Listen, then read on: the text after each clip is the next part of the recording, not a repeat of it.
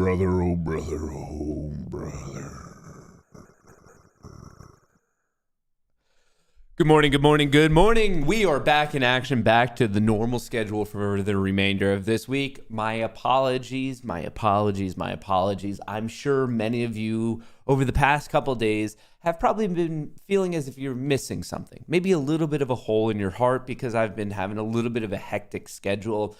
On Sunday, after Mother's Day, there I was hanging out with my mom, retelling the story of how she was charging cops money because they gave her a speeding ticket. And obviously this all played out at her floral business, her tree, like shrub and tree nursery type of thing. I was with her all weekend, helped her out, was making deliveries. Honestly, don't let me get too sidetracked on this, but I saved a life. I truly believe I saved a life. I was making a delivery for her, as I do on every Mother's Day, because she's always busy. It's the busiest weekend of her entire year. So I always do what I can to help out. So I was making deliveries, and I was at this home of an 87-year-old. And I know that because she told me she was turning 87 the following week, and her husband just had a triple bypass surgery, and they were so not used to being sitting around because they're a very active couple. And I said, hey, great for you. And anyway, I had a plant potter. For those of you who don't know, it goes on your deck. There's a bunch of other plants in it and blah, blah, blah. It's just whatever. You've seen them before.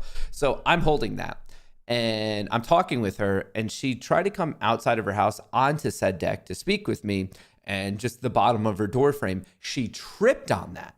And so I'm seeing this lady go down, and it's going down fast. Time is slowing down, and I have a decision to make. I have a planner in one hand, and I'm just looking at her, and it's slow-mo. She's going. And all I can picture, I'm like, oh, her hip's going to break on this. It was a huge inner dialogue that I had going on. So, as many of you would expect, in a Herculean effort, I quickly establish the center of mass of the planner on one hand. Actually, it was my left hand. And then with the other arm, I brace her entire fall. So there I am, like Hercules himself on the top of Mount Olympus, saving the life of these plants and of this lady. And then she basically just said, thanks. That never happens to me. Sorry for tripping. And I said, well, here's your plants. And then I left. But anyway, so that's what happened. Strange story that I kind of forgot about. Then I had to fly that night to the beautiful, sunny, and right now very hot and humid state of Florida. We did Rumble's earnings announcement. I have the show in there in the morning. I hope you guys caught it. When we do those Rumble exclusive shows, obviously by the definition of being exclusive, you have to be on Rumble. So if you're watching right now on YouTube and you're like, dude, where were you on Monday? We did 2 shows from Rumble Studio. So make sure you have an account and you're subbed over there on Rumble just for those types of things. So we did the normal morning show where you guys saw my fashion decisions to do no-show socks once again, because I live on the frontier of fashion. And then later on in the day, I ended up getting to do an interview with Chris Pavlovsky, the CEO of Rumble, to talk about the earnings announcement. If you missed the big announcement there, they basically just signed the 2 biggest streamers in the world. You have Kai Cenat from Twitch, literally the #1 sub streamer of all time. And he's actually going to be doing an exclusive show on Rumble with iShowSpeed, who is probably the largest streamer on YouTube. He's definitely the #1 in the US in the gaming space, absolutely massive. So they're coming together to do the Kai and Speed show. I believe that's starting in a week or 2, but that will be exclusively on Rumble. That was the major announcement. Beyond that, they are acquiring a company called Callin, which is from a David Sachs company, and that relates to streaming, podcasting, that type of a thing. So that happened that day. And then beyond that, in terms of the numbers, they beat on revenue. So that's a good number. The estimation was 15 million. They came in at 17 and some change. So that's the TLDR if you happen to be trading Rum, invested in Rum. I own Rum. I want to be completely transparent with all of you. I don't actively trade it. I think I did one small purchase very early on and then one larger purchase. And since there, I've just been flat. My cost basis is around 950, 955, something in that realm. I'm not actively trading it whatsoever. I just let it sit in my long-term account. I just want everyone to know about that. So that happened Monday. Then I got up at the crack of dawn, 3 a.m., 4 a.m. to catch the earliest flight back to New York yesterday. Wild story. I'm going through pre-check, the security check, and they stopped the lady in front of me. And then this guy pulls out two like orbs. And then the guy looked at it and he said, "Are these bath bombs?" And right away, I think we're all trained to not say the word bomb in an airport. So the fact that he went with the term bath bomb and didn't think of it as something else or like just try to awkwardly describe it, I just, ever since watching, what was it? Meet the Fockers, not Along Came Polly. I think it was Meet the Fockers. I've been trained that you don't say the word bomb in an airport. And he looked at it and he said, "Oh, what are these? Are they bath bombs?" And right away I was like, "Oh, here we go." And then she looked at him and just said no. And I thought that was such a fascinating tactic. Are you allowed to do that with TSA? When they ask you if something is something that's obviously not dangerous, she put in no effort to actually inform him what it was. She was like, basically, "We are going to be here." And it's like, I guess like the worst game of Pictionary ever, of just like, "Nope, it's not that, but you have to keep guessing and then I'll tell you when you're eventually right." It was just a very weird tactic. So I thought that was strange. But anyway, we got back here.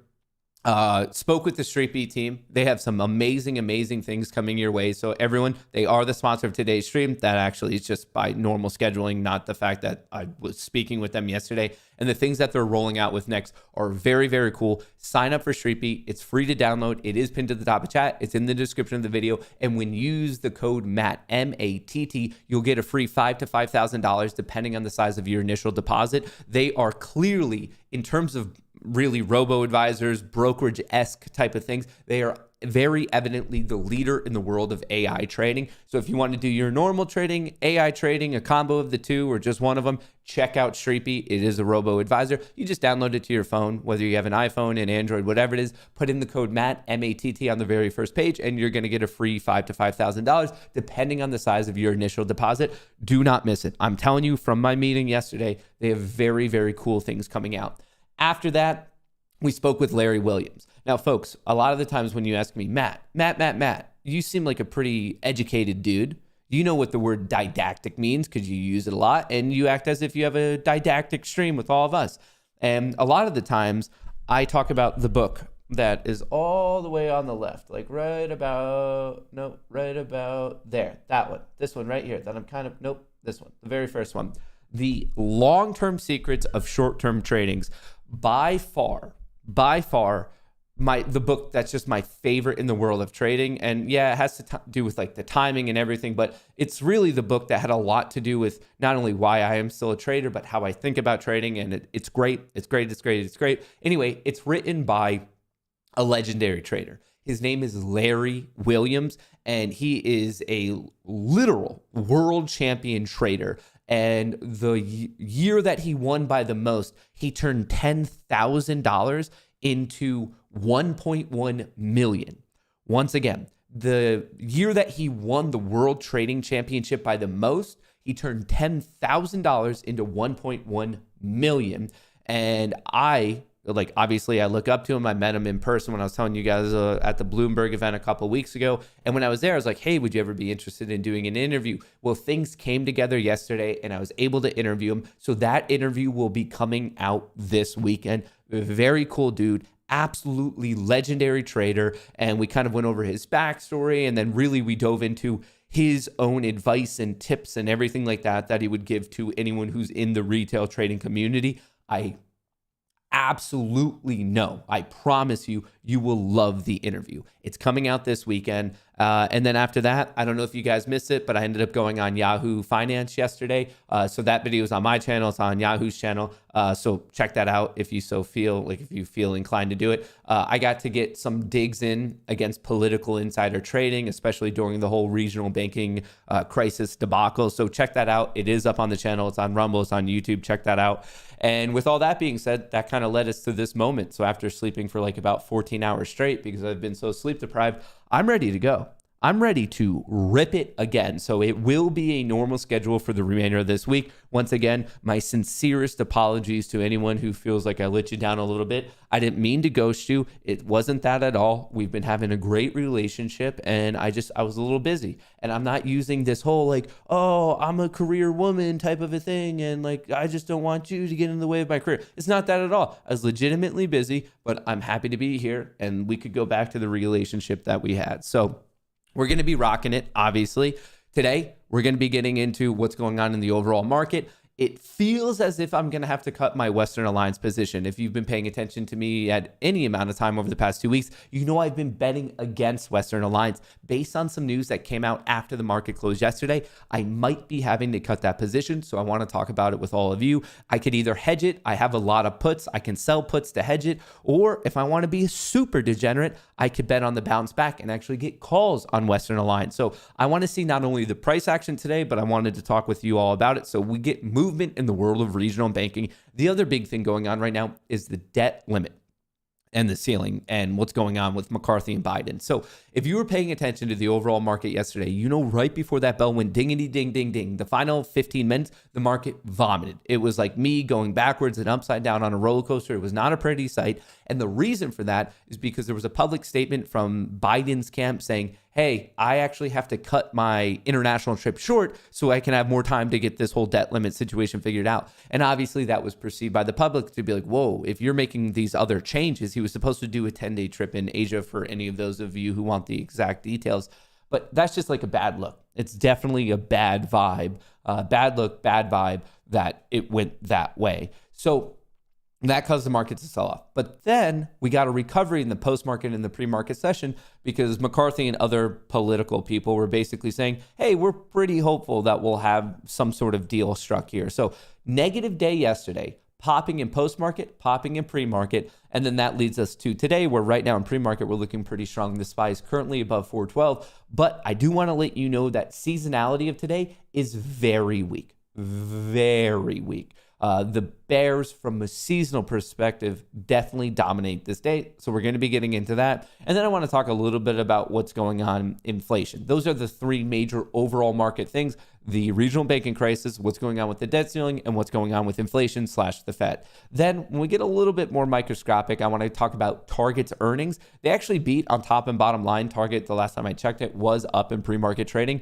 But there were some wild statements, as in they think that due to theft, as in stealing, that they might be losing $1 billion this year. Last year, they lost $650 million. And this year, it was reported in their earnings that they think it might be clocking in at $1.1 billion, as in almost doubling, 100% increase in products lost due to theft, which I just find absolutely insane. So we're going to be going over that. And then there was a big Elon talk yesterday. He was interviewed by the CNBC team, and it was by no means a softball type of an interview. They asked some very honest and forthcoming and straightforward questions, and that's exactly what they got in return for answers. So I want to go over that as well. So lots of stuff going on. Matt, would you be open to doing an interview with John, the former CEO, to help out the MMTLP community I can orchestrate? I would be interested in it, but just so you know, I'm not necessarily sure that you would like what I have to ask.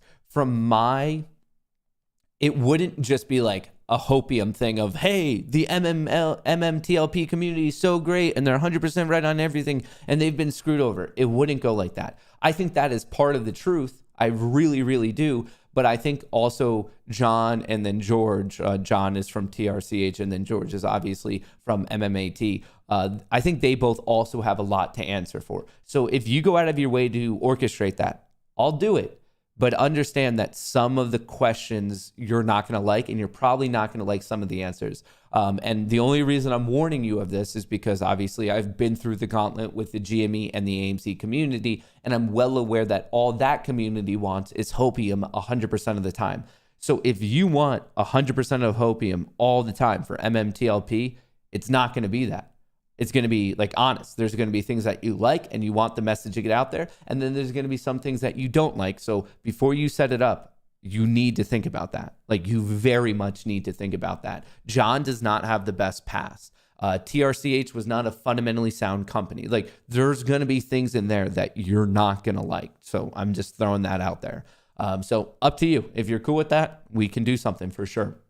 So with all that being said, I hope you had a great weekend. To all the moms in here, a belated happy Mother's Day. Shout out to the moms. You guys are pretty important with all of us being here right now. So happy Mother's Day. I hope you guys crushed it in the market on both Monday and Tuesday.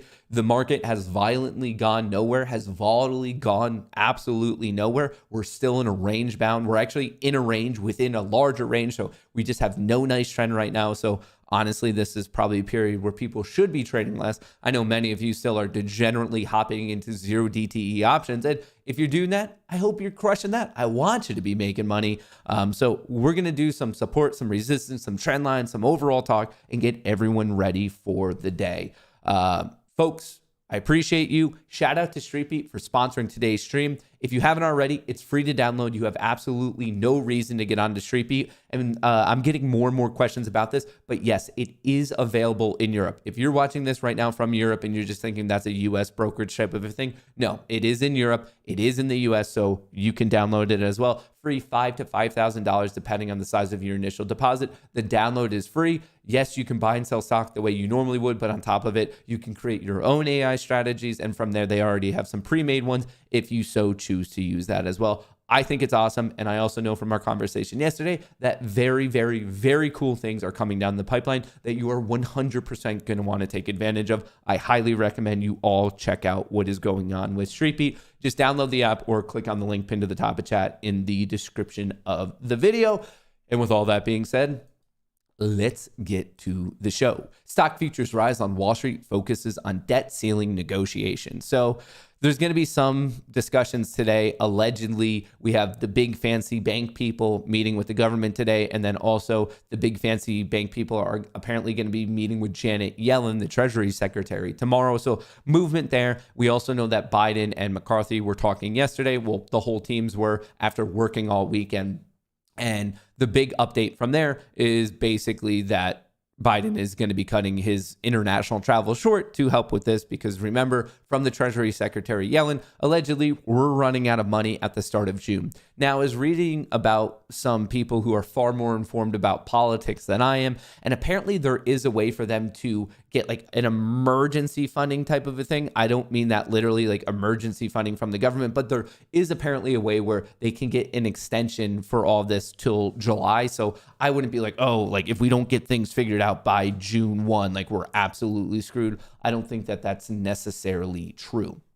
As of now, the Dow, the S&P, and the Nasdaq are green. Oil chilling at 71 and yields coming down ever so slightly. I do want you to know that even though things are green in pre-market, I mean, we went as low as basically $4.10 and we're popping up $2 to $4.12. I do want you to know that clearly from a seasonal perspective, today strongly favors the bears. Over the past 25 years, 2.5 decades, examining this day specifically, buying at open, selling at close. I was using it on the futures market, but obviously it's going to essentially be doing the same as like the S&P 500 or the SPY. But anyway, the S&P 500 futures market, buying at open, selling at close. The bulls have only won this day a third of the time, 36%, and the profit factor has been 0.2, as in every single dollar spent has only returned 20 cents. So obviously that's a pretty large loss. And here's the equity curve of obviously for every single trade, buying at open, selling at close. We are slowly but surely drifting down, and recently the velocity has been picking up. From a seasonal perspective, this day has clearly favored the bears. Does that mean it has to favor them? No, there's no such thing as have to in the market. I just want you to know about basically the headwinds that the bulls will be running into today. Now, if you ask me, the major thing of today being green or red is going to depend on any of the updates we get related to politics, particularly the debt ceiling. Speaker McCarthy says he thinks the U.S. won't default as debt talks inch forward. So that's why things have been bouncing. Things got pretty negative at the conclusion of yesterday because of the update on Biden cutting in his international travel short. But now we're getting a lot of people saying, yeah, no, we think we're going to get it figured out. And folks, I'm fully assuming that they will. There's really not a large part of me at all. Like, I'm not going to say it with 100% certainty, but I would bet money that they're going to get this solved before the default. We've never defaulted before. I don't think this is going to be the time that they do default. If anything, I would assume that the Republicans led by McCarthy are going to basically just keep holding strong until they get what they want from Biden. Obviously, there's going to be some concessions made here and there. There's going to be some compromises made. But I think overall, the deal, I think it's a matter of time before Biden just says, okay, what do you actually want here? Because remember, the people in power, which is currently the Democrats and Biden, when things go awry, they're the one who's blamed. There's not many people who are reading political news day over day and understanding the nuances of it. People more so just remember the general vibe. And if things crap out in the economy and the stock market, Biden's going to be blamed. I'm not saying that's appropriate. In fact, I wish more people were more informed and more involved and more so paying attention. But in reality, that's not what's going on. The average person barely consumes this news, if at all, and they just know if things feel good or if they feel bad. And then if it's good, all right, that's accredited to the people in power. And if they feel bad, the people in power are currently blamed. So right now, I think Biden has more to lose than McCarthy. That's my own thesis. That's my own opinion. Obviously, you are entitled to yours. I'm not telling you mine's right. I'm just saying that's kind of where I'm at on this whole situation. There actually is quite a few things that we can listen to on this. I think I liked it. That's how I've just been saving things right here. Here's one of them. How much is too? Okay, yeah, this is a good one. What do you think the final This is bill from looks this like, morning. Mr. Speaker? And we asked Leader Jeffries about the 2-year spending caps the Democrats would seem to be amenable to versus the 10-year that you're insisting on. What does a compromise there look like? I did the math. That'd be 6 years. 2 plus 10 is 12, right? No. In between it'd be. Whatever. You're not going to get that from the Democrats. What would you be satisfied with? What do you think they'd agree to? I'm not going to sit and negotiate with you. We started last night already in the room. Look, we could be really sensible and responsible about this. How much is too much? You're sitting almost at a $32 trillion debt. Your debt is now larger than your economy. You're going to pay more in interest in the next 10 years than you paid in the last 80 years. We can no longer ignore this problem. Whatever agreement we come to is not going to solve this because we're not tackling the biggest items. But we have to put a trajectory that we're actually curving the spending level. And we've got to be ability to build things in America. So what I'm looking to, and where the Democrats say is draconian, we're talking about spending limits of what we spent 5 months ago. They think that's draconian. We're talking about work requirements that bring people out of poverty. And remember, this is only on able-bodied people at the certain age that have no dependents. Otherwise, what you're saying is you want to borrow more money from places like China to pay people not to work. I want to get people back into the workforce, help the supply chain, make us less dependent upon China, and let's curve this inflation by bringing back money that is simply wasted. We spent billions of dollars on COVID, money that hasn't even been spent, and they're arguing about bringing that back when it sat there for 2 years. That's the difficult part here. Even the most common sense things become so difficult for Democrats to make a decision on. So that's what he is saying as of this morning, and a couple other things. I just want to make sure we are conscious of the time. All right, we do have time for this as well. I do think this is important to understand where the current talks are. Speaker McCarthy, we just had Hakeem Jeffries on. You may have heard what he had to say on some of those things. We pushed him a little bit on that very issue, just the idea of work requirements. He says it's a non-starter. You say that, look, there's a red line that's drawn here that has to happen. So it sounds like while there's certainly a negotiation that's taking place, that's clear, that's good news. It sounds like you all are making progress. It sounds like there are still some pretty hardline issues where both sides are kind of digging in. Look, I have never said we weren't going to have a difficult time here, but I was always going to be responsible. Remember what I did back from February 1st. Remember going to the stock exchange. I have tried to tell the American public we have a problem and we need to negotiate. The other side believed that you should never negotiate and just lift the debt ceiling. We know that's not responsible. So now we're sitting down. The president, as a senator, voted for work requirements. We've watched in Wisconsin just a couple months ago when the Democrats had a very big night. They voted for work requirements by 82%. And work requirements only go to those able-bodied people with no dependents You could be in school and be waived. You could be looking for a job and be waived. But what we found with every statistical data, it helps people get a job. It helps every our supply statistical chain. data. It helps the economy and the individual even stronger. And that's what we should be doing. All right, just for the purpose of time, there was another good discussion, but there's other ones that I want to get into after the market opens. So we're going to just put a pin in that for just like one really quick second. I just want you to know that as of today, that's the major things. Yes, we got some housing related things this morning, but there's no other macro events today. We could talk about some earnings. I want you to know that Target and TJ Maxx reported this morning, but tomorrow we're going to get Walmart and Alibaba. So this will kind of be the conclusion of this earnings season. In terms of Target tops earnings expectations, even as sales barely budge and consumers watch spending. They beat on earnings per share and they beat on revenue. The crazy thing about Target was how much money apparently was getting stolen from them. So hang on, how do I go to my profile here?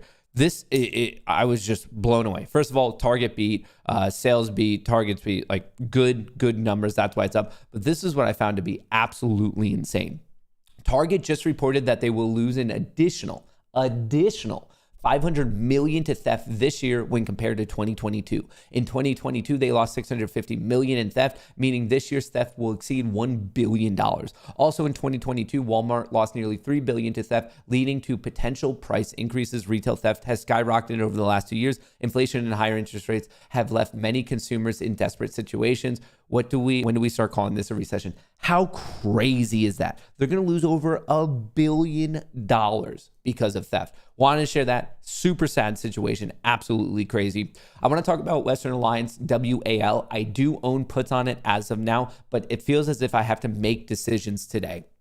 I either need to hedge the position by selling puts against the puts that I already own to like lower my cost basis and might be taking a large loss there, or obviously I'd be mitigating quite a bit of it, or I could cut everything and switch to the other side and get some calls on Western Alliance. And the reason Wall's up right now is because of their deposits. Remember, this isn't really a fundamental play. It's not really a technical play. It's more of a crowd psychology play, and at least specific to Western Alliance. I'm not talking about PAC-W. I'm not talking about Zion. I'm just saying for specifically WAL, it seems as if the deposit exodus may have stopped. So we're going to circle back to that. Obviously, I want to talk a little bit more about the debt ceiling, all that. Progress made in White House debt limit meeting. Talks to continue as U.S. rushes to prevent default. Obviously, some important things there. And then I want to get into Elon's discussion from yesterday. And some weird things about Elizabeth Holmes. 5 things to know before the stock market opens today, Wednesday, May 17th. Got to get over the hump. Home Depot yesterday, numbers not so good. Target did better. Walmart is tomorrow.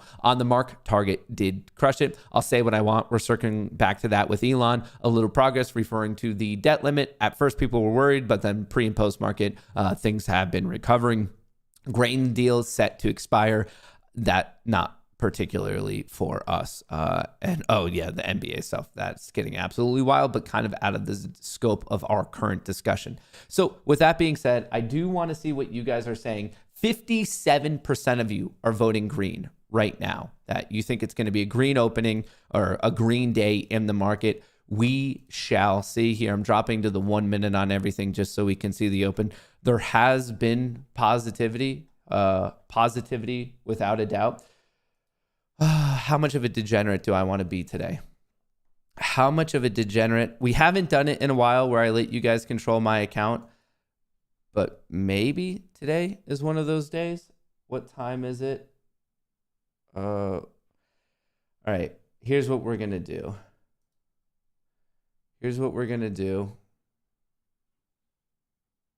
All right. I just bought, because you guys voted green. And at open, I'm putting in $100 price target. And then obviously, I'm going to have to just throw in some risk for now. Don't worry about that. That's just so I don't get called out of my position. But basically, the market just went dingity ding ding ding. You guys voted green. So I'm taking your bet.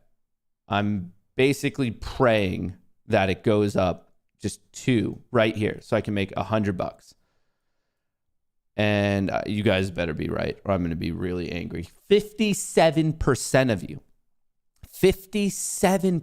you told me it's going up. That's 7% more than half of you for those of you who need a quick math lesson here. Oh, come on. It has to do it, right? You guys wouldn't lie to me this early in the day, would you? You guys wouldn't lie to me this early in the day, would you? I'm in at 44. I need 46 for that $100. Oh, man, you guys are telling me the truth, right? Someone said, I said red. Well, then why didn't you get other people to vote red? Sorry, just go with majority rule. That's how the market runs, right? Just like democracy rules. I've actually noticed that when I ask you guys, it's pretty much just always in the way of whatever the pre-market action is. You guys are very, very, very, very biased to whatever the pre-market action is. And it feels as if that bias might be screwing us right now. Nothing like going against the tail risk in the overall market and the seasonality of the day. But hey, you guys are my financial advisors, so I'm sure if it goes bust, I could just send you the bill, right? Is that how it all works? Well, while we're waiting to see if that plays out, PAC-W getting a little bit, everything's a little red at open. So I still have those wall puts. Wall's up dramatically, though. It's up 11%. PAC West seems to be in a different situation, so definitely, I don't know, paying attention to that. Paying attention. 333 of you voted. 57% of you said green. I voted green, and I swear, if you guys screw me on this deal, you think that's the way to act to get gold stars back? I feel like you guys are intentionally voting the way that you don't think it's going to go just because you like to see me lose money. So we'll see how that all plays out. We will see how that all plays out. I'm going to get the last laugh here. I hope I get the last laugh. Trade manager. Why is this? The sound is not coming through on this, which I'm not the biggest fan of. Generally, when it hits, it says like, oh, brother. And I'm just trying to figure out why it didn't say that when I got into the position. Hello? Accounts. Where's the settings? I need to like turn the sound back on in here. Settings, preferences, enable sound notification. Oh, brother. Okay, that's the sound that's going to play when I get into or out of a position, just so we all know. Got the sounds back to where they need to be.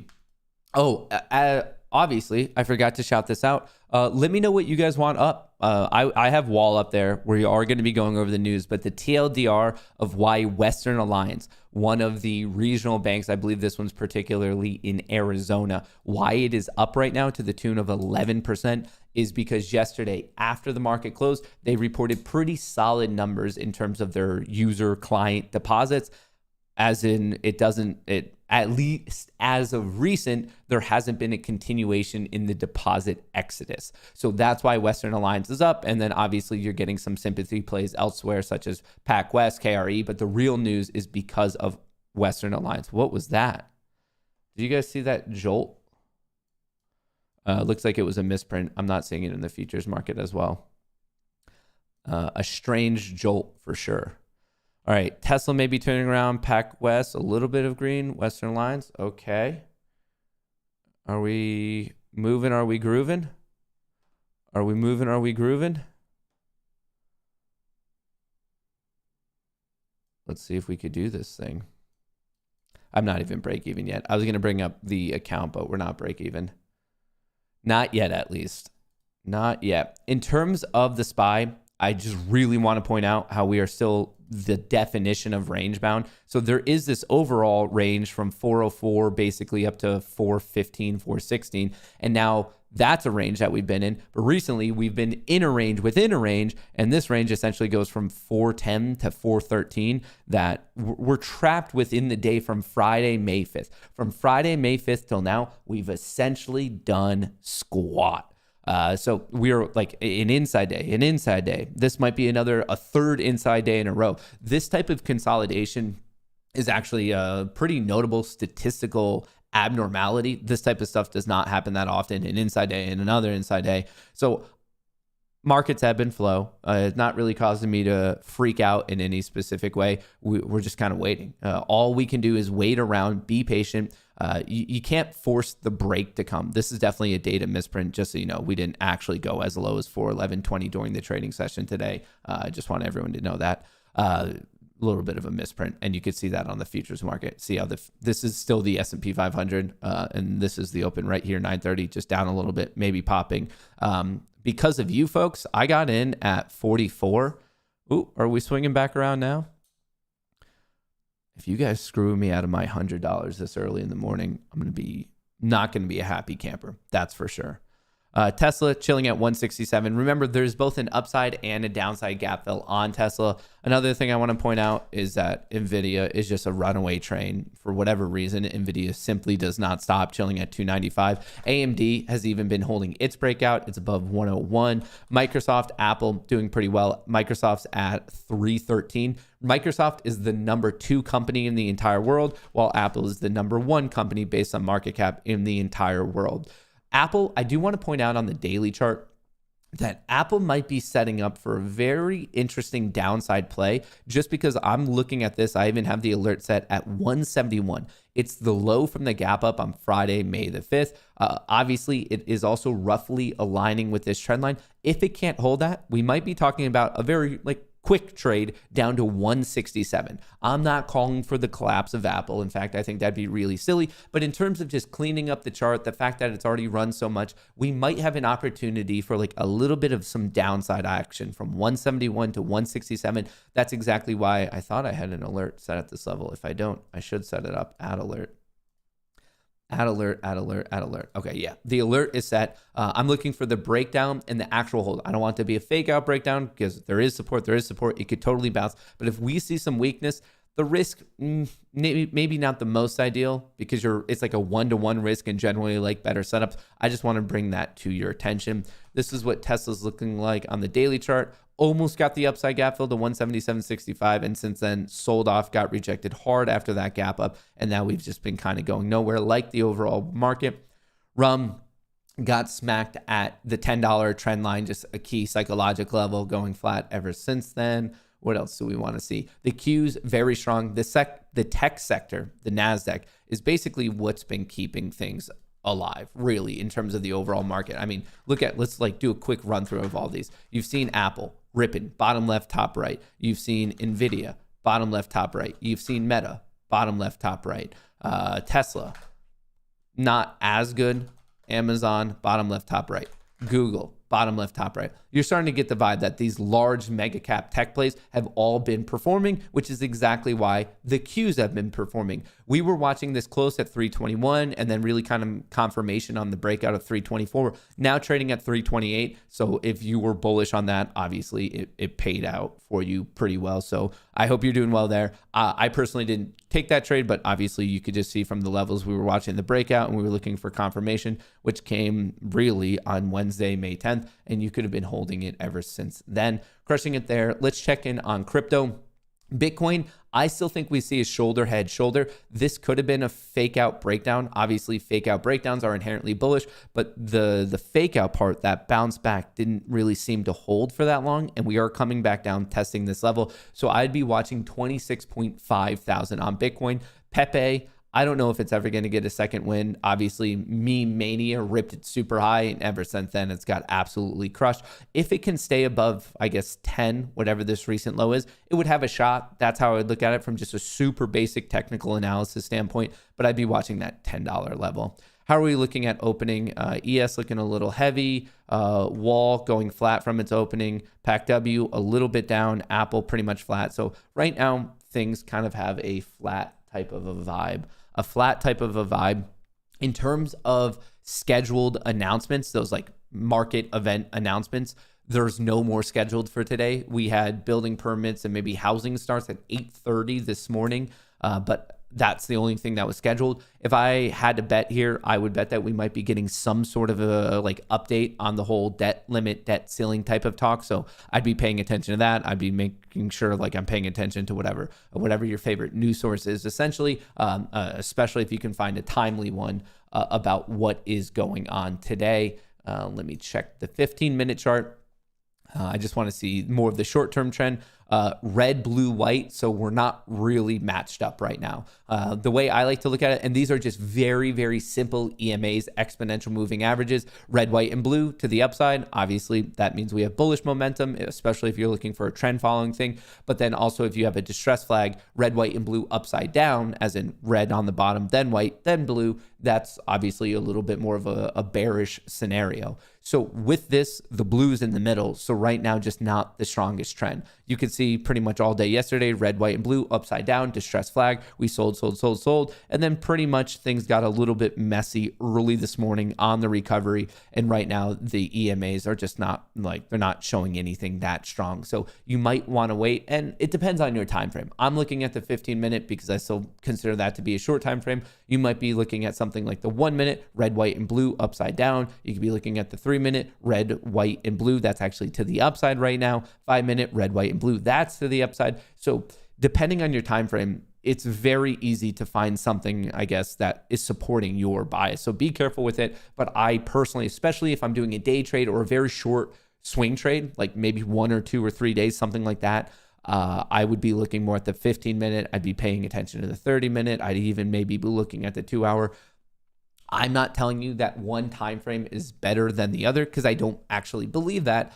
I just think you need to be using a time frame that's appropriate for the plan that you plan on being within the trade. All right, Apple looking a little bit weak. I do have that alert set up for the snap of 170.60. That might be setting up a downside gap play to 167. I do want that to be on your radar. I'm paying attention to Wall today because it did get arguably positive news after the market closed yesterday. I will be going over that in a second. I just wanted to watch the market open maybe a couple more minutes here. Apple, all right, PAC W flat, Wall flat, but looking good. Overall market maybe looking a little bit messed up. I wish they would fix this wick. That's just a data misprint, kind of a pain in the ass, kind of a huge pain in the ass, actually. And the other pain in the ass is essentially you guys who screwed me over on that trade. The 57% of you who told me in here, you're like, hey man, I would bet my life today is going to be a green day, a green explosion at open, and you screwed me over. You absolutely screwed me over. What's going on with GME? I don't know. I haven't looked at GME in a minute. Strong recovery ever since the month of May started going. It's up 22%. Your next breakout level comes at 23, and then there's another one at 24, setting up 27. Looks like it basically gapped up on earnings, sold down, got the gap fill. Do you see how perfect this is? The gap fill was to 1835, and it went as low as 1806, and then ever since then, bouncing back up. Gap fill plays are not the most big brain, amazing plays ever, but who cares? The KISS methodology. Keep it simple, stupid. Gap plays are very, very strong plays, and you literally just, that's a perfect example of one on GME. So gapped up on earnings, came all the way back down to the gap level, and now bouncing back off of that. I'd be watching 23. I'd be watching 24. Someone just said that Tesla's running. Tesla, it popped 167 to almost 170. I do want to get into what Elon had to say and what he didn't say on his CNBC interview yesterday. It was actually a pretty good interview. I'd recommend that if you guys have some time today, if you have any interest, kind of paying attention to the whole thing. But it was a good one. We will be getting into some of the major things there. I'm just trying to watch the SPY, seeing if we're going to get any recovery this morning. Are we almost at 9:45? 9:45. We are at 9:40. Okay, so almost there. We're almost into the first 15 minutes of the day. Yes, I did the degenerate opening based on you. I don't think that's really a good methodology at all because, as you guys can see, not only does it have basically no risk and reward involved in it, but a lot of people just go on the bias of what the pre-market trading was. And I'd actually be willing to bet that's why a majority of you ended up coming in and saying bullish was because you just saw the green in pre-market. But maybe we get the recovery off of this level. Could be very interesting. I'm just waiting for this minute to conclude, and then we can mark out the first 15-minute range. I'm not using this because this wick down here was just inaccurate. It was a fictitious print, not a legitimate print. It was something that probably happened in pre or post market, and they just had to clean up their books. And you can know that by the fact that it did not happen in the futures market. In the futures market, we would also have a very similar, huge drop to the downside. if this was a legitimate print in around, I don't know, 934 or something like that, whatever it was this morning. Wall still going flat, Tesla looking strong. Apple coming down to that alert level about whatever, 50 cents to go.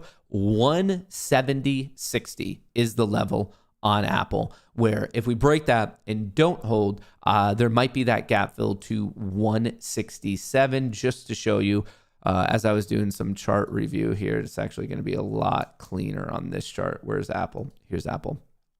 This is what I'm looking at. The break of this low on Friday, May the 5th, after its earnings, it crushed earnings. But if it can't hold that, we're at support. This is a support level. It could easily bounce from here.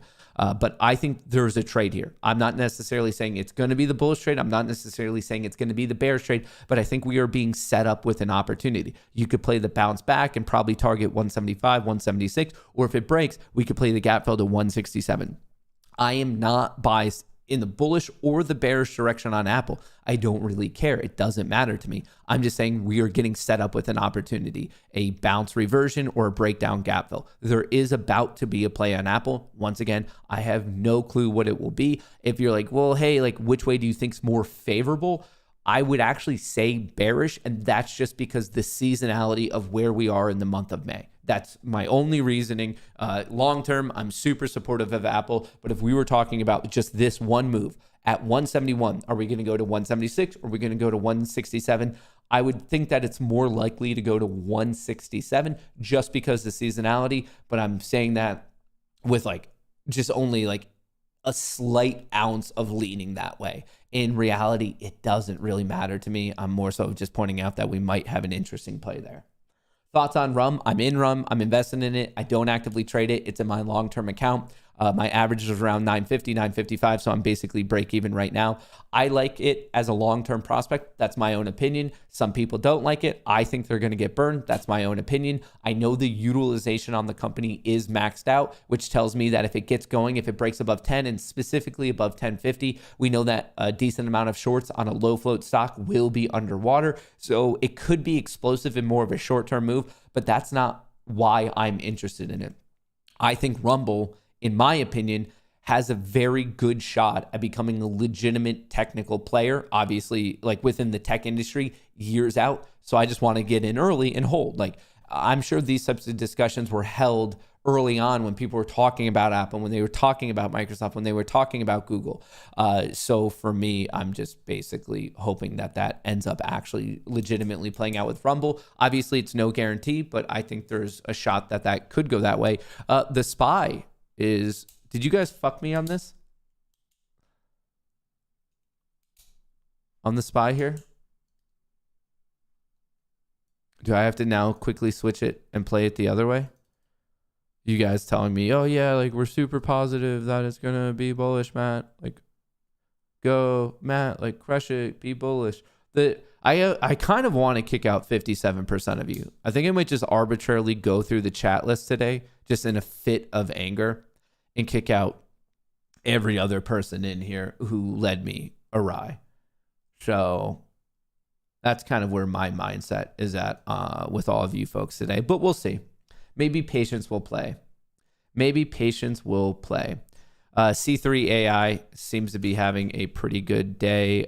Its ticker symbol is AI, but it's called C3.ai. How much is it up? 7.7%. Every single 3-minute bar, just green, green, green, green, green, green. Let's look at the daily chart. I have no position on this one. Nice recovery. Looks like we're getting a breakout of 24. We're at this next level of 25 and some change. If it keeps going, I'd be watching 27. If it can break 25.25, my next target would be 27. And then from there, maybe 28 followed by 30. So 25.25 could lead to 27, then 28, then 30. And then obviously you have this recent high of almost 35. You had a pretty strong sell-off. I like the recovery breakout, another breakout. So this is breakout number 3. It feels a little bit chasey because your realistic risk would be down here at 19. So if you're risking $6, obviously you'd want to be somewhat confident in 31. So even though it's looking strong on the daily, and I don't know what time frame you're necessarily messing around with it on, careful, I would say. Definitely be careful there. All right, did you guys officially screw me on this? It feels like you did. Well, Apple's coming to its level. How do I want to play this? Shout out Frody. Shout out. I appreciate it. Thanks for the emojis. Oh, brother. All right. Well, I got out of that position. And I think there was one more that I missed. Did I miss it? If I missed your Rumble rant, my apologies. You can send it to a mod and I'll definitely read it out. All right. Potentially a breakdown. All right. I got out for a small loss after that opening degenerate trade. What was I in at? I was in at 44, out at 32. So that's 12 points. So if I'm in at 30, I would need to see 18. 30, 18. We could work with that. 30. 30. Oh, look at these. The Rumble rants coming in. That's so incredibly kind. Shout out, man. Much appreciated. Much appreciated. Well, now that you guys were all horrifically wrong on this call out, Apple is officially breaking down from that level. So this is the play I was talking about. You could keep your risk really tight, and I'd be targeting 167. In fact, I don't know why I don't have my Webull open. I might be hopping on that play with some of you. Hey, if you want to do it, do it. If it starts to bounce and it holds above, you would cut it.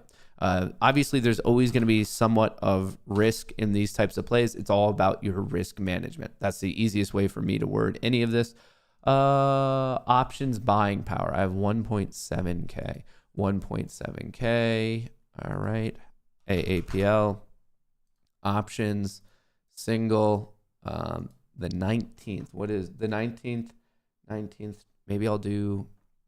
I'm either looking at the 26th or the 2nd. I'll look at June 2nd, and I'm looking at the 167. So I'm going to buy 165, and I will get buying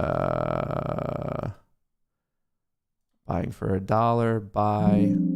All right, got it. So the position I just did for the downside gap fill play, Apple, strike price 165, expiration June 2nd, and I paid 98 cents per one. I paid 98 cents, June 2nd, Apple 165. I'm not necessarily planning on it going to 165. What I'm watching is I'm basically trying to play this breakdown right here.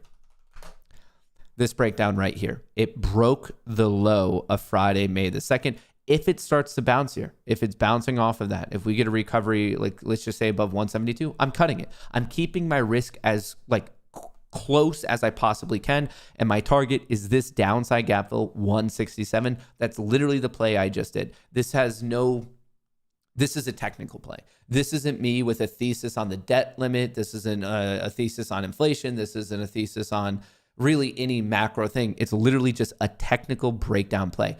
I am going in favor with trend of the breakdown, and I'm keeping my risk as close as I can. And if it does trend, it's just a good reward to risk ratio play up. And I'm looking for the gap fill from the high on Thursday, May 4th at 167.04. Once we get to 167, that's my target. I'm not looking for a continued capitulation below that or anything. I want the gap fill, I want my money, and then I'm moving on to the next play. Not a fundamental call out on Apple, not a fundamental call out on the economy or the debt ceiling or inflation or the Fed or that gremlin yelling or any of it. It's literally simply just seeing if this breaks down. It might not break down. I don't know, 50-50 shot. We're at support. We're at a very important level. This region between 170 and really 170.25 and 170.75, very important, massively important. Could easily bounce there. There might be a lot of sitting buy orders. I mean, it is this trend line for quite a while, so you're kind of playing a trend line breakdown, but I'm simply looking for this gap fill play.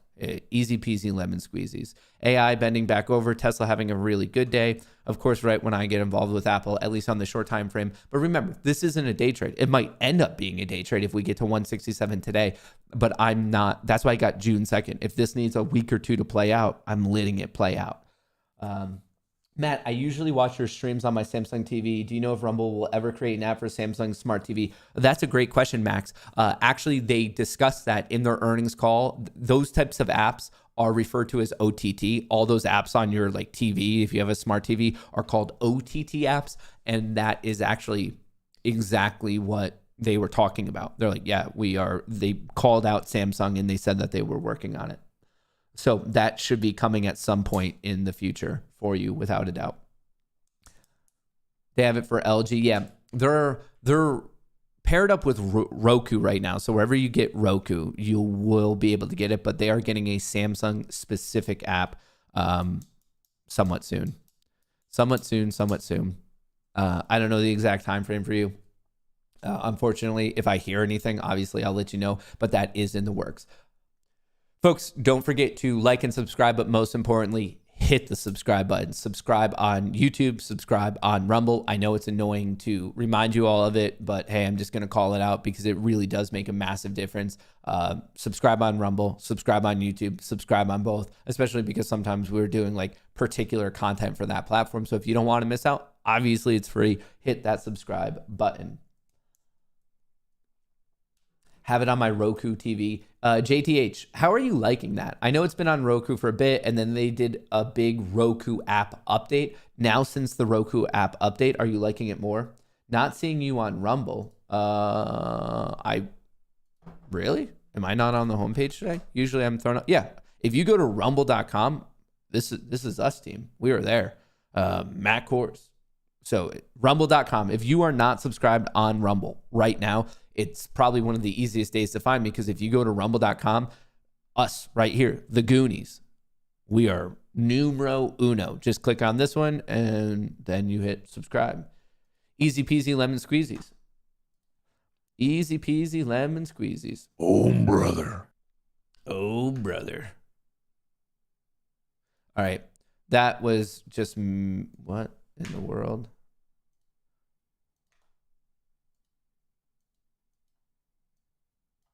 What is going on here? My trade station's doing some funky stuff. Oh, I guess it is what it is. The algo just went short for whatever reason. Must not be feeling so good. But hey, I don't mind it at all. The SPY's at 411.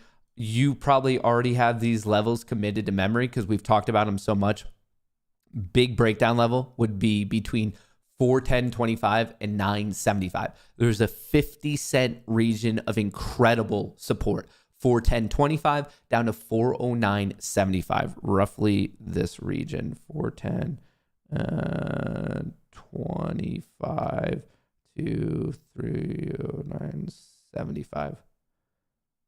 Something like that. Roughly this. Off by a couple cents. But this is the region that has been support. They kind of come down. Sometimes they overshoot it. Sometimes they undershoot it. But this is the region of support. I'll be watching that. As of right now, I know the seasonality of today is a bit bearish, but in reality, if you're looking at the daily chart, there's no trend. We had an inside day, as in the high and the low of Monday was within the high and the low of Friday. Then we had an inside day. The high and the low were once again within the high and the low of the previous day. And now we have another inside day thus far. Obviously, there's a lot of time left in the day. A lot of crazy stuff could happen, but just as things currently stand, inside day, as in we are not trending. We might start trending. You're going to have to look for those breakdowns. You're going to have to look for those breakouts. The low of yesterday is 410.24 here. Just for all of us, I will set an alert at that level. So at 24, I think. Yeah, at alert. Things are trending down. Looks like seasonality is playing out. Oh, brother. What was that? The oh, brother. I don't know why. I just got an oh, brother. I'm a little confused. Hang on. Did something happen?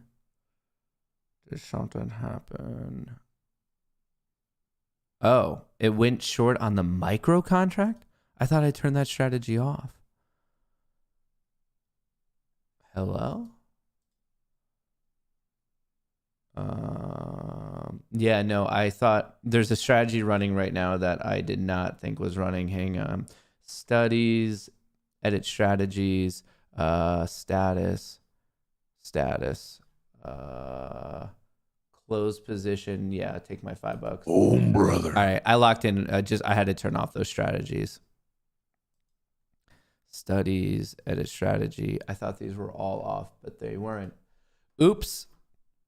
When in Rome. When in freaking Rome. So that's, don't worry about it. Locked in. It basically paid for its own commission. So a scratch trade, we'll call it. A scratch trade. But at least we got to hear the old brother voice quite a few times. Matt, how do you feel about the stock price going either to pre-market low or during a session high? I find it 60% high. How do you feel about a stock price going either to pre-market low or high during trading session? Do you find it 60% accurate? I don't know the exact stats on it. That seems low to me. I would think that we go to either the pre-market low or high on either side of it more than 3 out of 5 times. I would have to backtest it. That's something that you could easily backtest, though. You called out 60%, so I'm curious, have you backtested it? Can you put wall back up? Yeah, happily. Happily. Wall kind of coming down. It's still up 10%, but pre-market, we opened at 35.50. We're down 75 cents. Tesla having a good day. We should go over wall. Western Alliance's deposit growth powers regional bank rally.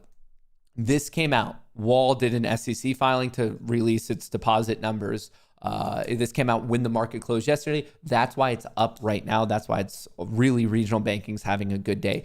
Bank was one of the lenders swept up in the turmoil of early March. Investors' concerns reflected by losses in regional banking index. Shares of U.S. regional banks rallied in pre-market trading after Wall said deposits grew by more than $2 billion since the quarter's end, easing worries about the health of U.S. regional bank lenders. Shares of Alliance were up. They're up even actually more right now. Western Alliance previously reported that deposit levels had increased $1.8 billion from the end of the prior quarter to $49.4 billion as of May 9th. Its latest figures indicated deposit levels increased by another $200 million between May 9th and May 12th. The fact that deposits are going up, it's easing worries, and it legitimately might be stopping the panic, the psychology panic that leads to a full-on bank run. That's why it's up right now. Once again, not a fundamental play, not a technical play. It's a crowd psychology play. That's why it's up, and also that's why it's having me think, should I be cutting my position? My entire thesis was on a continuation in the bank runs, but apparently that's not happening in Wall. So I still have the puts right now. They're probably down, 80% or some crazy shit like that. So I need to make a decision. Option one is I just hold the puts till expiration, which is mid-June.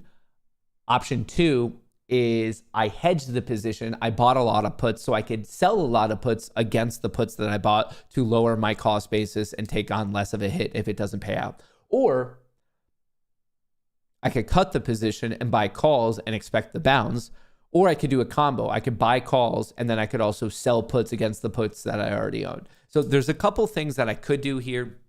I didn't want to make a move out of the gate because I was worried something like this might happen where we gap up and then we end up selling off because maybe people just, especially the bigger players, might not want to own it. So they might use the pop as exit liquidity. But on the other hand, I would be risking a short squeeze because obviously people are still betting against it. And on the arguably positive news, that might cause more people to buy. So I didn't want to make an abrupt decision on this today. But I would not be surprised if it has a continuation. But hey, maybe I'll get lucky. Unfortunately, I need this down like in half. I need this to fall off like 50% for here, just because like I'm really swinging for the fences on this particular play. So I don't know.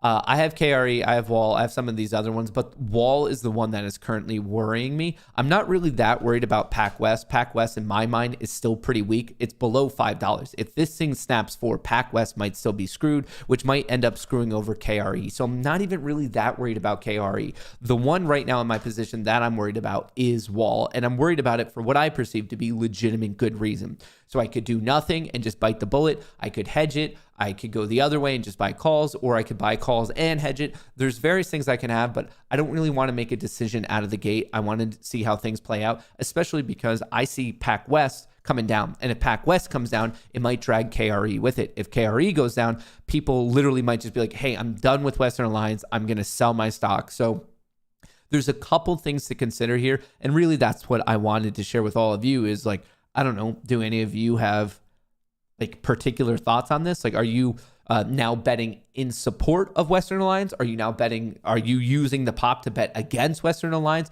Or are you just not touching it at all because you're like, hey man, not my pig, not my farm? Or are you like, I guess I wanted to talk a little bit about it with all of you.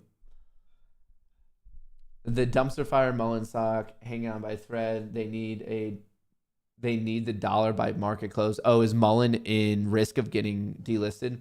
Joe went long on Wall. I mean, it's up, and it's up for good reason. Like, I understand your thesis. I definitely do. In reality, I wish I got out the day that it came all the way down to 11. I just didn't expect things to happen that rapidly. I really, really didn't. Did not. I was definitely taken surprised that my overall thesis played out within like 15 minutes of making the position. So I didn't know what was going on. But lesson learned. Long Wall and Pack in the short term. I would be careful about. So the announcement that was made for Wall was not made for Pack West. Remember, Pack West, like actually the most recent report we saw from them was their deposits continued to decrease by 9%. You should not be thinking of Wall and Pack West as the same. Just even based on the recent reports, they're in very different positions. Wall's deposits are going up, Pack West's are going down. So you got to be careful. I understand the thesis right now for going long on Wall. I still have my puts just to see how this all plays out, but I do not understand the thesis for being long on Pack West. Pack West seems the most likely to fail, in my opinion. I kind of agree with that right now, just because the numbers are still bad. The stock's been getting beat up the most. It seems like a very evident continuation of the negative feedback loop.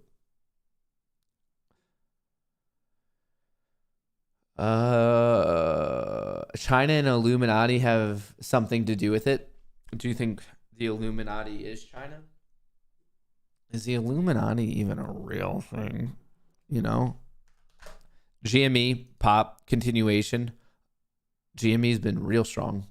We haven't looked at that in a while. Just there hasn't been any major news on it. But I would love for GME. What's GME's short interest at right now? Why can I not go to Ortex? There we go. Here's GME. I don't know why that took me so much to type in.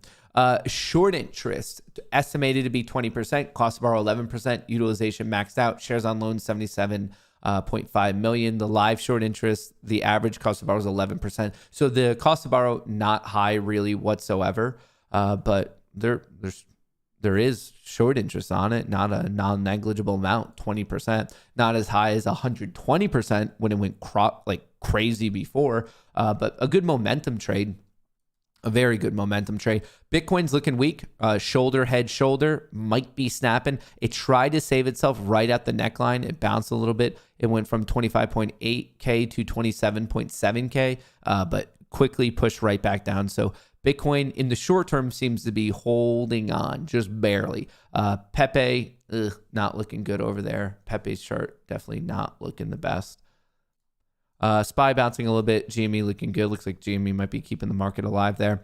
Pac West at 483. I'd be watching 450, but the more important level is $4. Pac West is actually green by 5%, which is 25 cents. Wall is up by 9.6%, which means it's up $3. The regional banking sector, it is green today. But for some reason, whatever, from open till now, we have been selling down. So I'm not doing anything crazy. I'm just waiting. Waiting.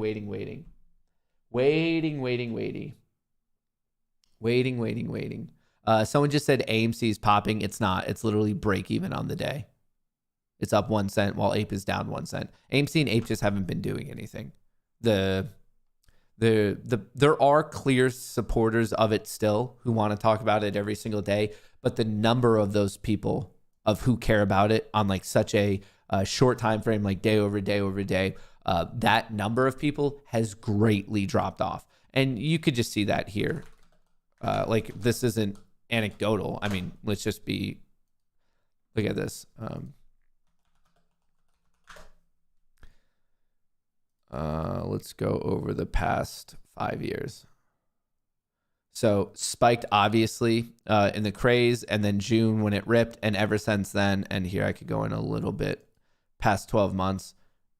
I mean, they cared about it more in August of 22, but just no one really, like, the interest in it. I mean, we can see it. I guess it's still a hot topic in North Dakota. So shout out to all the AMC supporters in North Dakota.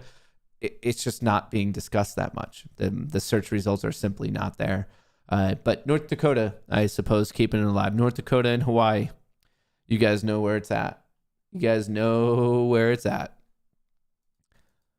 All right, SPY bouncing a little bit off of 410.63. I find that to be a bit of a strange level. I would think that 410.25 acts as a bit more of a magnet, so still giving some time for that to play out here, dropping it to the 5-minute on just all of this craziness. What else was happening? Tesla was having a good morning. We'll keep Tesla up. We'll keep Wall up. GME's having a good day too. Let's just check in on AI. AI, big pop, big sell-off, potentially returning right here. Kind of going recently popping with the SPY, something to pay attention to.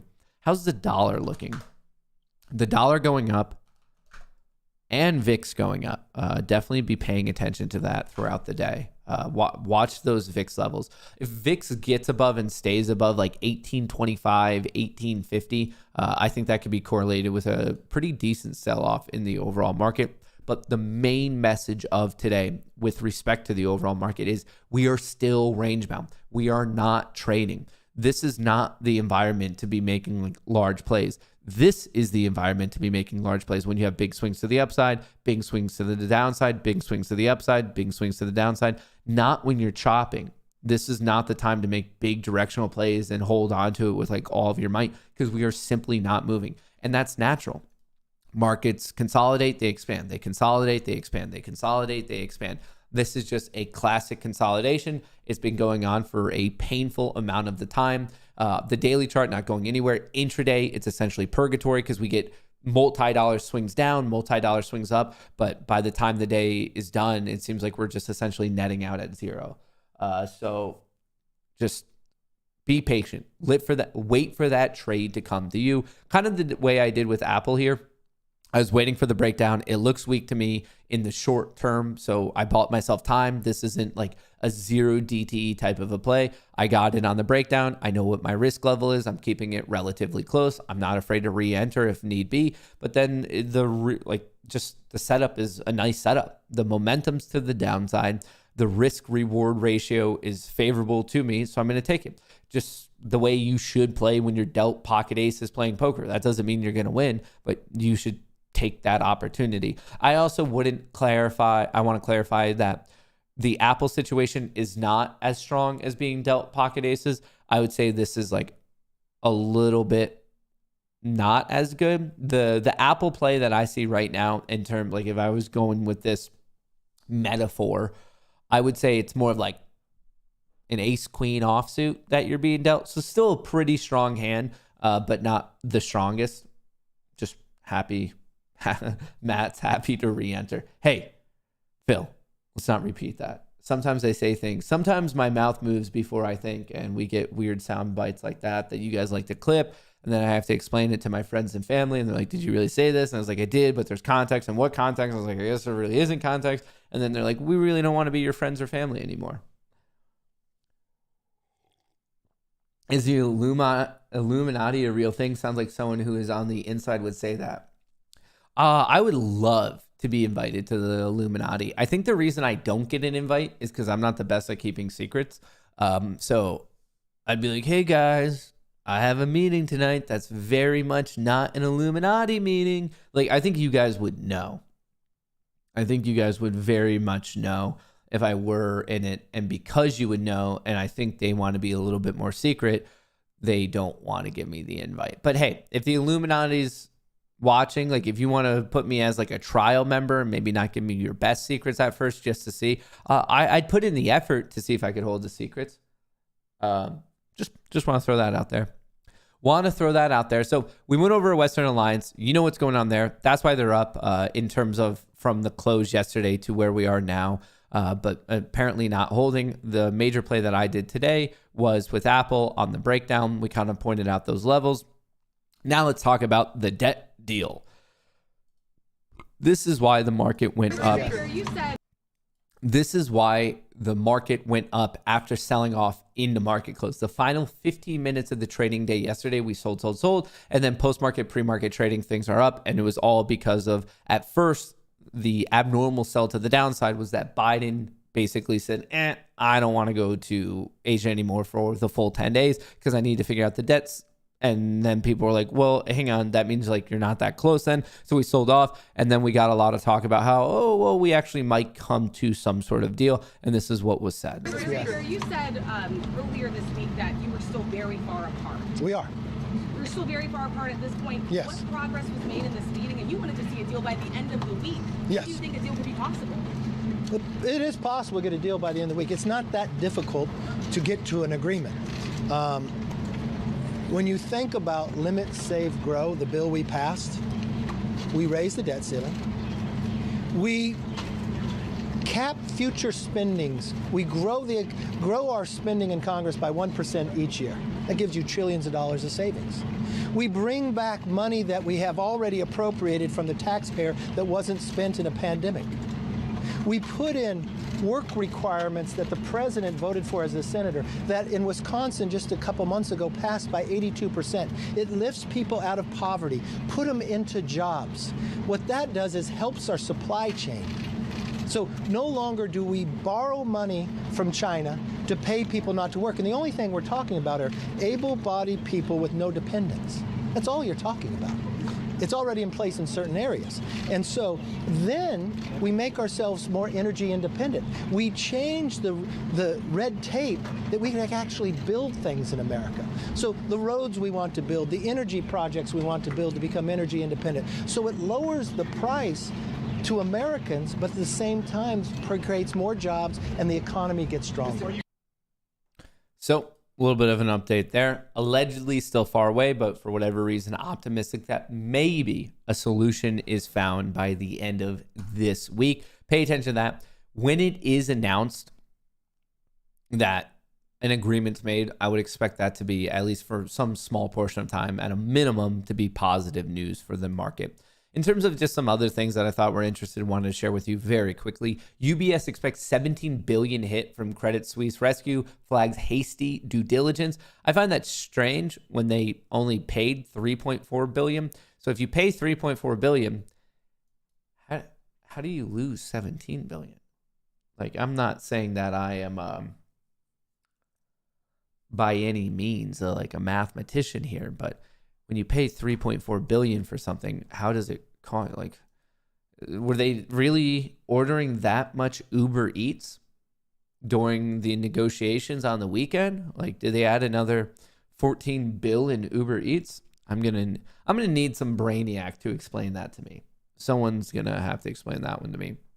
So yesterday, Elon Musk, the world's now, I think, second richest man, probably. Well, I don't know. He battles a lot. He's in the top 3. Had a pretty lengthy and pretty solid interview with the CNBC team. And here are some of the major things I went over, and then we can listen to some of it. Elon Musk claims he's the reason ChatGPT owner OpenAI exists. He was even saying that he named it. On top of that, Elon Musk, I'll say what I want, and if the consequences of that is losing money, so be it. This is what he was asked when people are like, he was asked, how do you feel about some of like the advertisers pulling, people knowing your political beliefs? Like, is that dangerous? And then he basically said, hey, if it costs me money, I would rather be able to say what I want. Elon Musk, working from home is morally wrong when service workers still have to show up. Kind of a hot take there. Just wanted to share it with you. Not saying I agree or disagree. Just wanted to share it. Elon Musk says the Fed will be too slow to lower interest rates again. So this is kind of interesting because this all came out yesterday, which was also on the heels of Barkin giving a speech, a Fed president, who was saying, hey, we don't want to repeat the 70s where they basically ended up cutting rates too slowly. So I don't know. We see there has been clear aspects of some of these business titans, whether in the world of EV, whether just in Wall Street, kind of calling out the Fed and saying, hey, you've overdone it. I mean, even politicians like Elizabeth Warren have been calling out the Fed for allegedly overdoing it, but then yet they're looking at just recent hike and then cut cycles, and they don't want to be the group that does it too soon because it seems as if they care about this whole inflation situation far more than they really care about anything else. If you ask the Fed, hey, if you could take care of inflation now, but 100 regional banks need to blow up, I think they would actually probably take that trade. I really do think they would take that trade.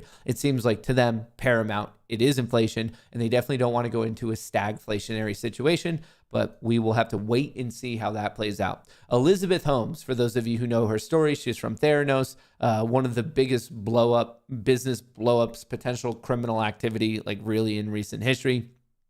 Elizabeth Holmes loses latest bid to avoid prison and gets hit with a $452 million restitution bill.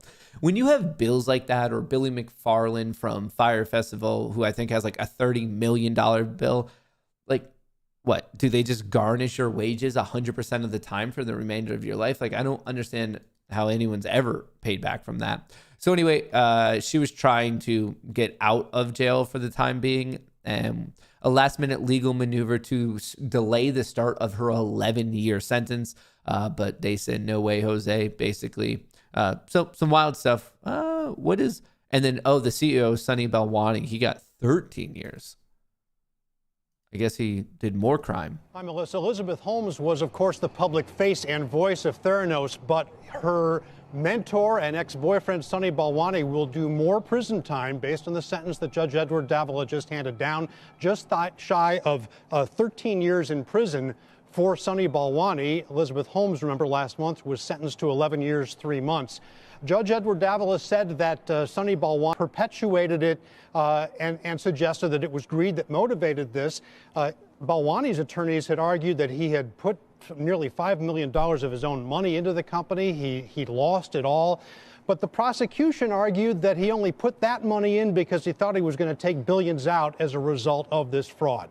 Balwani has been ordered to report to prison by March 15th. He is virtually certain to appeal. We already know that Elizabeth Holmes is appealing her sentence. She filed formal notice of that last week.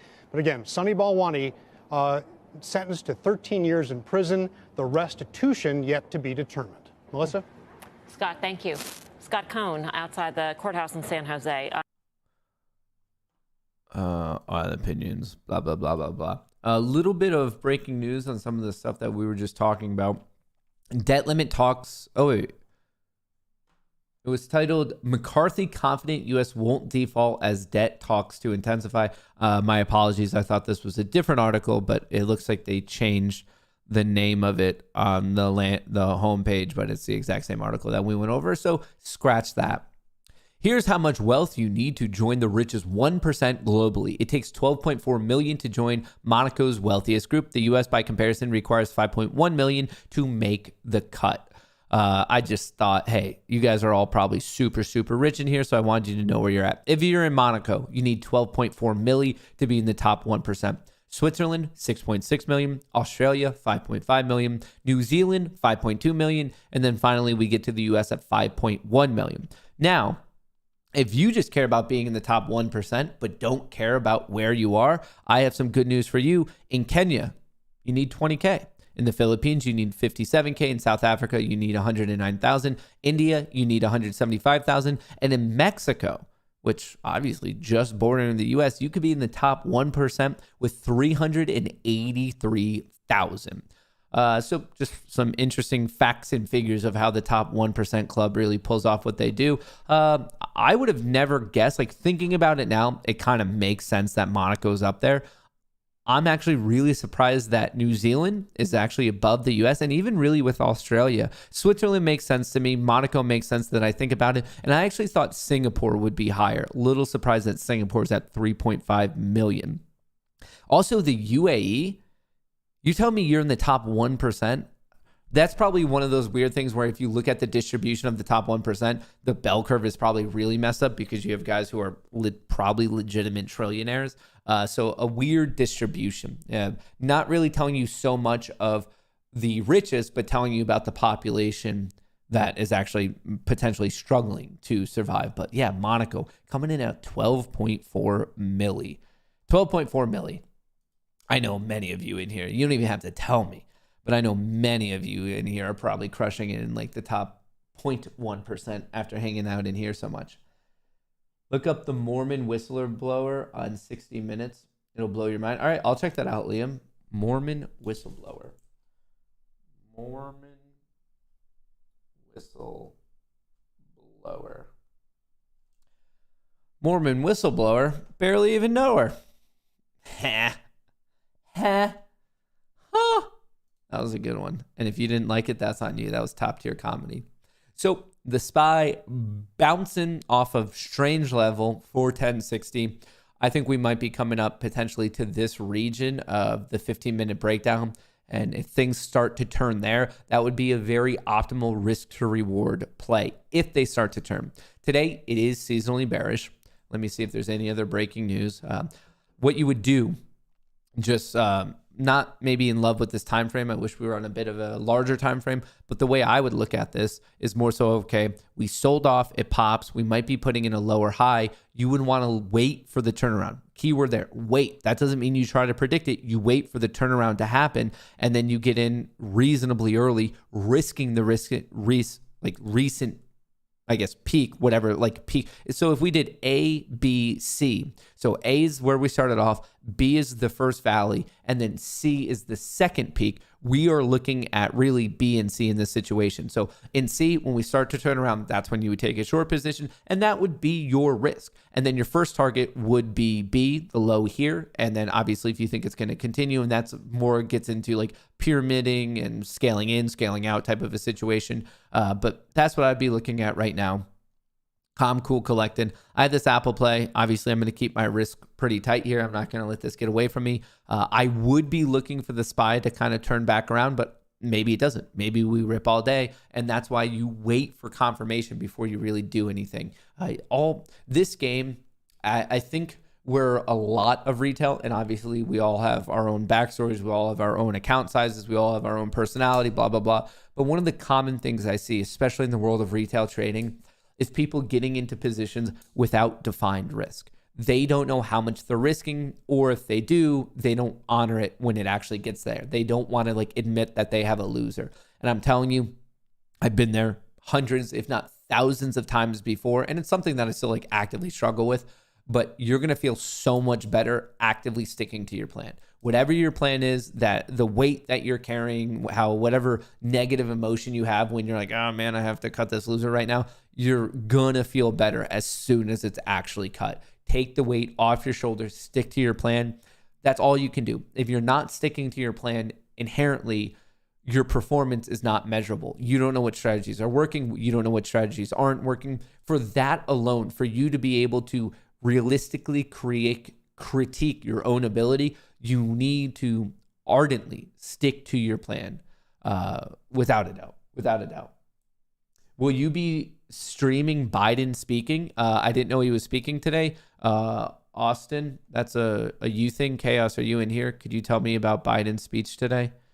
Or can anyone? What time is he speaking? When is it happening? What is it about? It sounds like something I'd be interested in. Definitely sounds like something I would be interested in.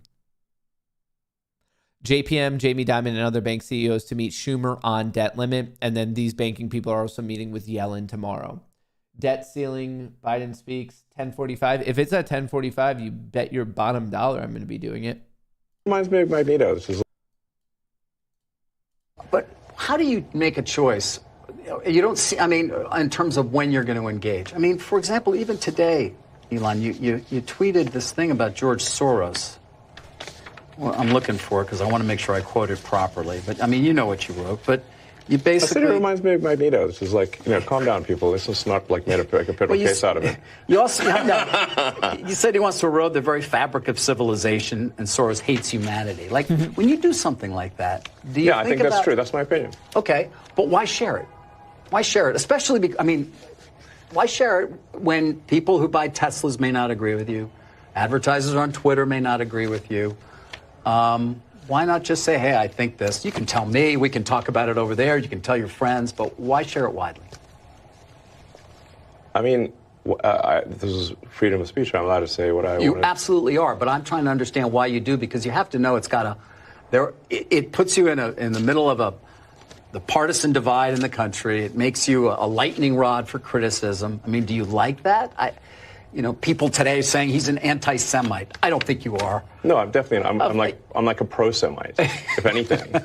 I believe that probably is the case. Yes. But why would you even introduce the idea then that would be the case? I mean, look, we don't want to make this a George Soros interview. No, God, no. I don't want to at all. But what I'm trying, even came up though in the annual meeting. I mean, do your tweets hurt the company? Are there Tesla owners who say, I don't agree with his political position and I know it because he shares so much of it?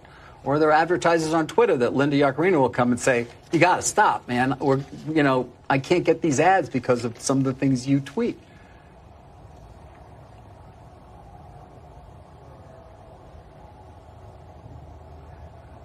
Very long pause. Look at his brain computing. I'm reminded of the scene in The Princess Bride. Great movie. Great movie. Where he confronts the person who killed his father. And he says,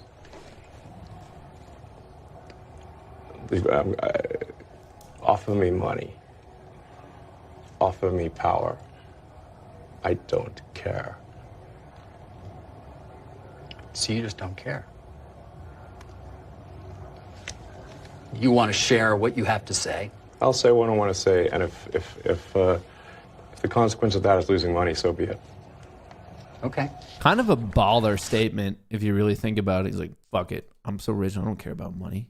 You think I care about money? All right. Biden speaking allegedly at 10:45. We got it all queued up. Remarks live. President Biden delivers remarks on preventing a first ever government default. Allegedly 10:45. So yeah, we're 100% going to listen to it. We're 100% going to be paying attention to it to see what's going on. What is this one? Last week, a severe shortage of homes for sale is also taking a toll on demand. And the San Antonio Spurs hit the lottery jackpot last night, landing the number one pick and the right to draft one of the most highly touted prospects in NBA history. 7'3" French prodigy Victor Wembanyama is widely expected to be chosen first in next month's NBA draft. The 19-year-old center is expected to make an immediate impact in the league. Shout out if you are a Spurs fan. Ukraine war live update. Turkey says grain deal has been extended for Ukrainian shipping corridor. If you guys are grain traders, that's very important, but I don't think we have too many grain traders in here.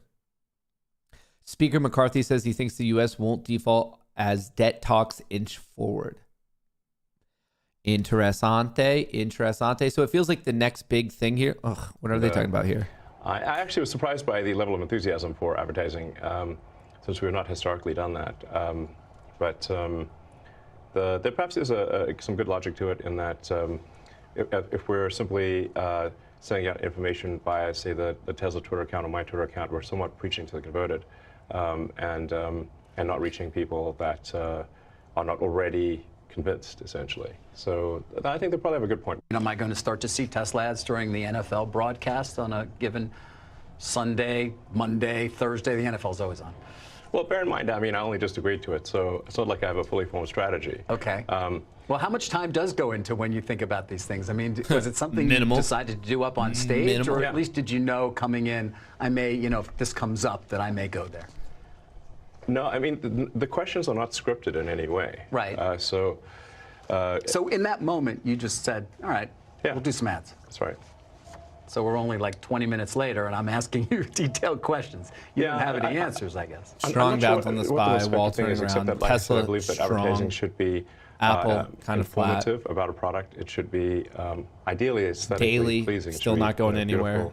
Strong region of support, strong region of resistance. And it should be something 15 minutes on the 15-minute chart. We are above the EMA, but the blue's in the middle, so it's just that means a choppy day. Blue in the middle, the way I have my chart set up, chop. If we are stacked the way we are currently stacked. To content as possible, such that you don't regret the time you spent watching it. I would like to get to China, which is obviously an important market for you. I noticed that chart you put up. BYD is the only company that seems to be making money so far.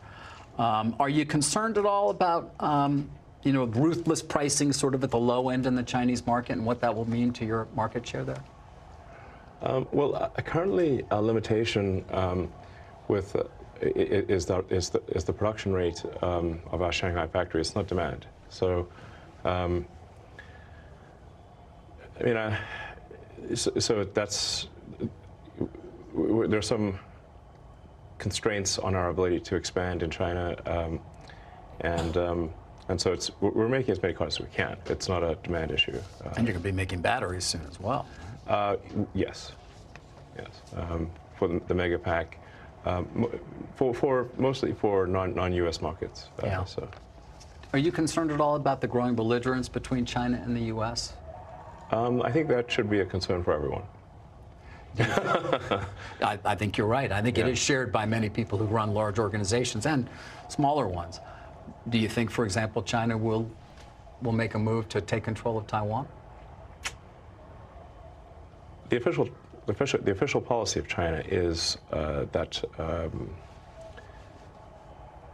Taiwan should be integrated. Mm-hmm. One does not need to read between the lines. One can simply read the lines. Do you think? So I think there's some inevitability to the situation. That would not be good for Tesla, conceivably, or for any company in the world, frankly. Yes, for any company in the world. I think almost no one realizes that the Chinese economy and the rest of the global economy are like conjoined twins. It would be like trying to separate conjoined twins. That's the severity of the situation, and it's actually worse for a lot of other companies than it is for Tesla. I mean, I'm not sure where you're going to get an iPhone, for example. Apple's recently started doing some sort of small amount of production in India, but it's tiny. I want to talk about AI. Well, let me end with Twitter in the sense of Sam Altman was on the Hill today, and he said AI's ability to manipulate interactive disinformation is a significant area of concern. It's moving so quickly. It is a significant area of concern. And how, I'm curious as to whether you agree with that, how you see that even playing out on Twitter with people who knows somebody could look like you or me and use our voice. I don't know what it could be. Oh, that is happening big time. So the reason that I'm asking people to be verified on Twitter and that we're saying, okay, verification means you've got a phone number from a reputable carrier, which means that you've at least passed through whatever their security mechanisms are, that you have a credit card, so you now have passed through whatever security mechanisms the credit card company has, and that there's some small amount of money paid per month. That set of actions significantly increases the cost of fake accounts, and with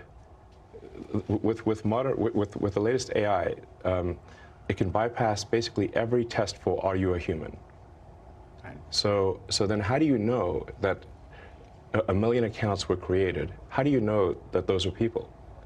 I don't know. How do you? Exactly. You have to do account verification. And the thing that makes I sort of put myself in the position of if it was my goal to manipulate public opinion and create millions of accounts and make it seem as though a topic was trending, and that this is actually what the public believes. But in order to do so, I had to get 1 million phone numbers, 1 million credit card numbers, and pay $8 a month. Right. And have that all not be traceable and clustered, I would say it's impossible. Impossible. So the goal of the sort of Twitter verification is fundamentally to prevent AI manipulation of the system. I should say that and I mentioned this at the shareholder meeting, that Tesla has actually tremendous capability in real-world AI. Yes. In fact, it is very far ahead of anyone. I know people actually on Twitter prior to our interview were saying, he never gets asked about how advanced his AI is at Tesla. You always talk about the other names. Tesla AI is, like I said, it's like I'm not even sure who's second, frankly. Why is wow. That? Why, then I didn't, like, I knew it was really good because they've been why are we collecting talking data so much forever. about ChatGPT and generative AI at OpenAI and what Microsoft's going to be able to do with it, and not about Tesla? I don't know. I mean, people do talk about it online. I think Tesla will have sort of a ChatGPT moment. Maybe if not this year, I'd say no later than next year. Wait, say that again. I'm sorry. You're going to have a sort of ChatGPT moment. Oh, you will. In terms of suddenly it will. Yeah, suddenly 3 million cars will be able to drive themselves with no one. That gets back to our conversation earlier about the value add proposition, of course. Audio. That certainly the Folks, if you're just joining right now, we are waiting for Biden to take the stage. Allegedly 10:45, but I can't name one time that he's been on time. But anyway, we will begin shortly. President Biden delivers remarks on preventing a first ever government default. Biden should be coming live within 5 minutes. He's feeling optimistic, yes.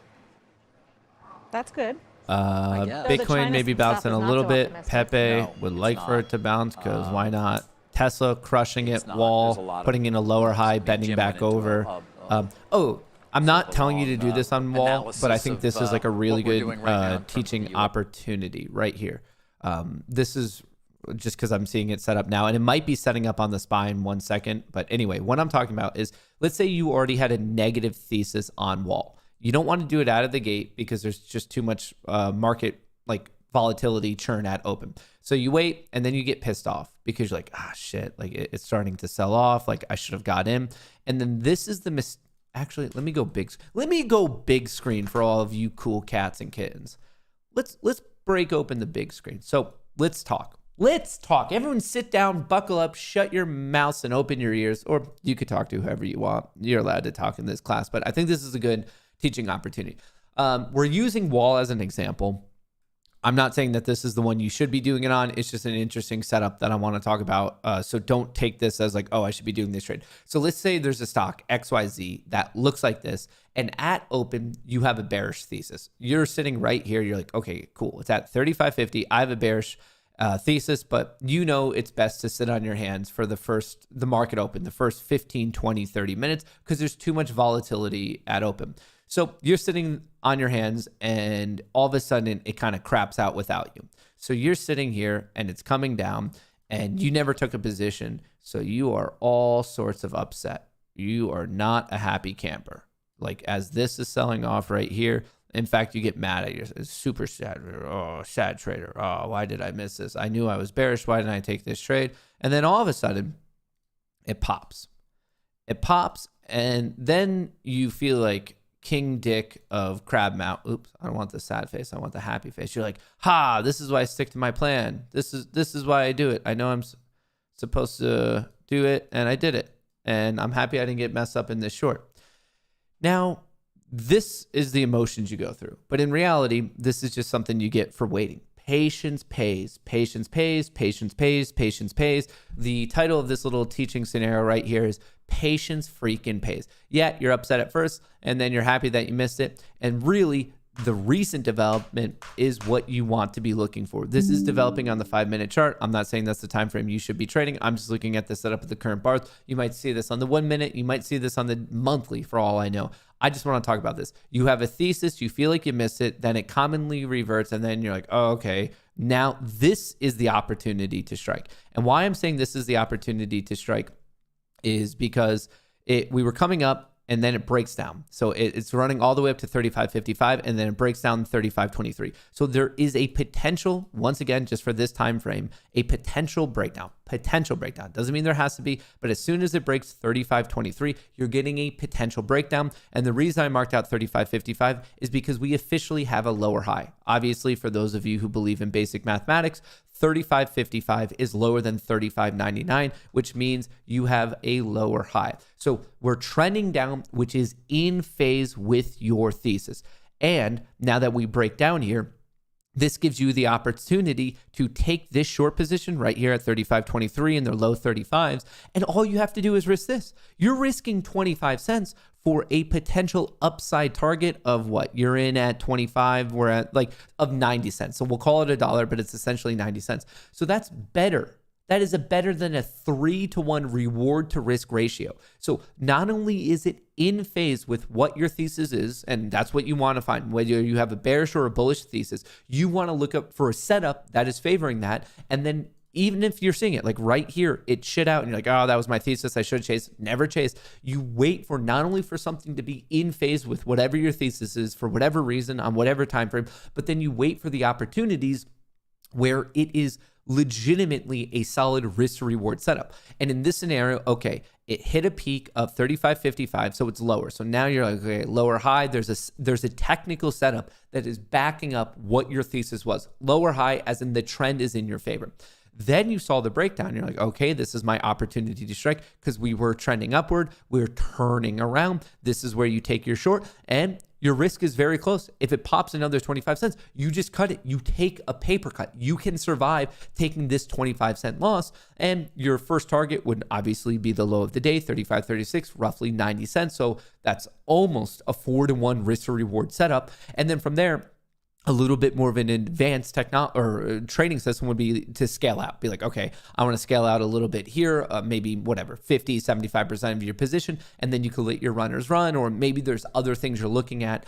So that's on you of more of how you want to pyramid out, and we could talk about that in more detail a little bit later on. But this charting setup, once again, I am not saying this was the best play on wall. I'm not even saying this is the time frame you should be using. I'm more so pointing out, if this was your chart pattern on whatever time frame, on whatever asset, this is clearly confirming a bear thesis. If you were bearish, all right, you waited, you were patient, you were disciplined, you waited for the lower high. You waited to get in where you had reasonable risk. And now, obviously, it's up to you to see, like, well, it's really kind of up to the market lords above to see if you get to your profit target levels. But my point here is, it's an optimal risk to reward setup. Will this particular play work out? I have absolutely no clue, and neither does anyone in this entire world. No one knows if Wall is about to sell off to 34, 36, or whatever this level is. I'm targeting the low of the day. No one knows. But what I do know is if you're looking for these setups, I mean, this is a 4-to-1 reward to risk ratio.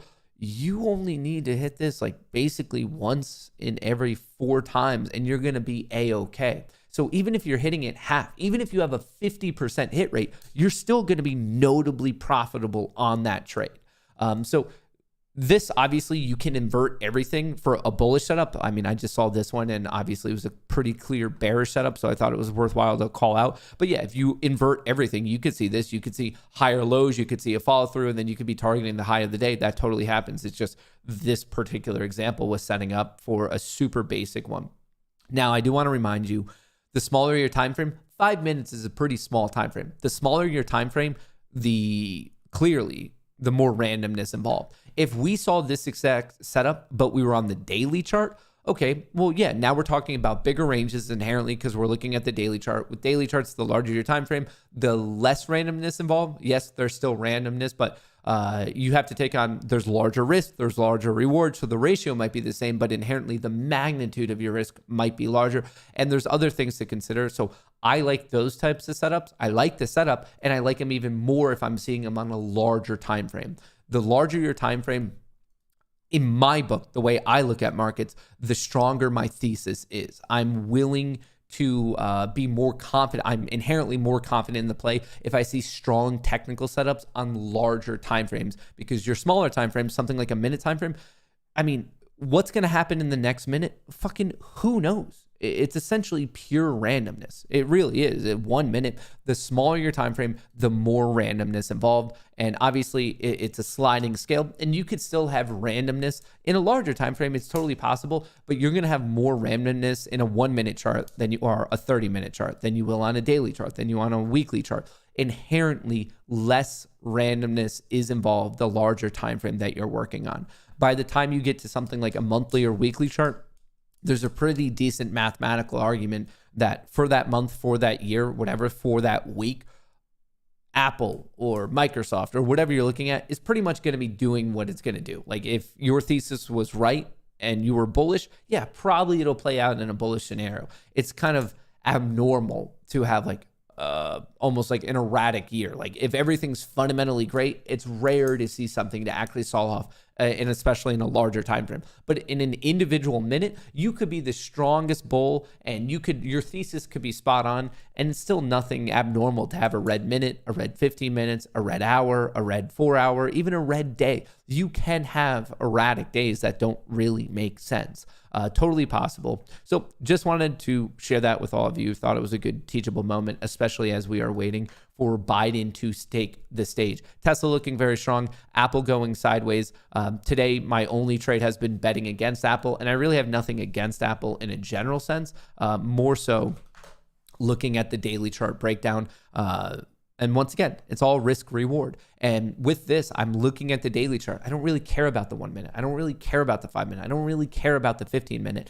I see that we popped up, could not get above 174. We're trading at 171. I see we violated the low of the gap up on Friday, May 5th, and I'm looking for this downside gap fill to 167. I don't know if it plays out today. I would love for it to play out today because then I would feel like a big brain genius. Obviously, this might be a fake out breakdown because there is support here. I'm basically betting against it at a support level. Arguably not the smartest move. Really, this play would have been probably stronger last Friday, May the 12th, on the breakdown here at 172, because at least if you're wrong and it bounces here, at least you're most likely still in profit. But anyway, I bought myself time. The expiration for this, I got the 165s. I bought puts for June 2nd. So I'm giving myself 2.5 weeks for this play to play out, because still understand, even on a daily basis, you can have randomness. It could be bearish. We could get down to 168. There could be a random day bounce up to 169, and then we could sell off.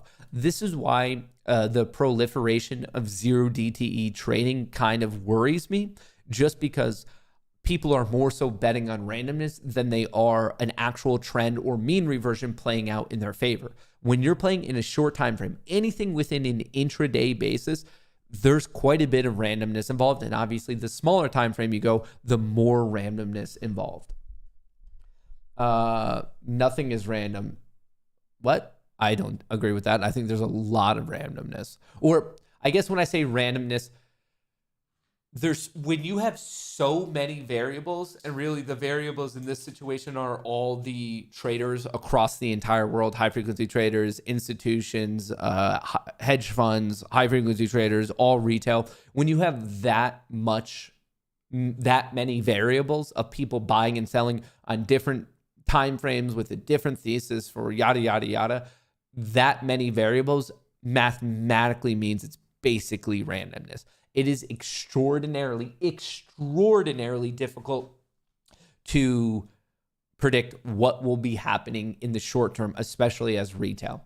Now, if you get absurdly short time frame, I'm talking about nanoseconds. That's the game that high frequency traders and market makers are in. That's a little bit different, but also they're not necessarily, inherently they are basing it off of price action, but they have access to certain tools, certain hardware, and certain data flows that we don't. So for the point of this discussion, it's not like we're going to be setting up our own like HFT trading system right now. Matt, what's going on with QQQ? What is going on with QQQ? Nothing. Looking good. It broke above 322, held above 324. We're looking strong. Tech has been the thing that's keeping this market up. The overall market, the S&P 500, is basically being kept up by 8 stocks. What are those 8 stocks? Apple, Amazon, Microsoft, Salesforce, NVIDIA, AMD, and there's 2 more. But pretty much all of the gains that we've seen in the overall this market this year out of the S&P 500 really comes from 8 individual stocks. I forget what those other 2 are. Maybe Netflix is in there. That might be another one. And then I might be missing one. What did I say? It goes Apple, Google, Amazon, Microsoft. Those 4 are sure in it. NVIDIA is definitely in it. I'm positive about those 5. And I'm also positive about Salesforce. But the last 2 are currently escaping me for right now. Meta's one. So the last one might be Netflix. It's not AAL by any means. Airlines don't really contribute too much to it. Tesla having a pretty solid day. It might be Tesla.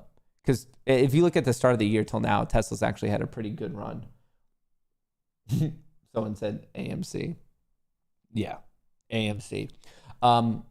So that whole breakdown that we just did for Wall could almost right now be applied to the SPY. We sold off. You might have a bearish thesis. You waited for a little bit of a reversion, and now you have this high at 411.91. You could feasibly go against the SPY right now if you already have a bearish thesis and your risk is super well defined. In fact, you're risking 30 cents for a potential upside of $1. That's a 3-to-1 reward to risk ratio.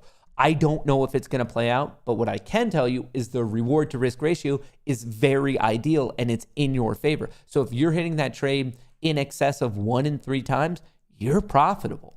I don't know how it's going to play out right now. I truly don't. But what I can tell you is we sold off, we bounced up, we made a lower high. We might be breaking down right now. Your risk is absurdly well defined. It's a paper cut if you lose. And then if you get a nice win, great. And then from there, if you think it's going to continue, that's when you get into the concept of scaling out. I think a lot of people try to overcomplicate this, but you don't have to. Do not focus on making every single trade a winner. Focus on having a winning system. Even the best traders lose a considerable amount of the time. If your goal is every single trade you place to be a winning trade, that doesn't work. There have been people, not just people, rooms of the most impressive PhD traders in the entire world, like some of the brightest minds, and they're not winning 100% of the time. So a group effort of the smartest people in this world do not pull off really anything close to like 100% hit rate.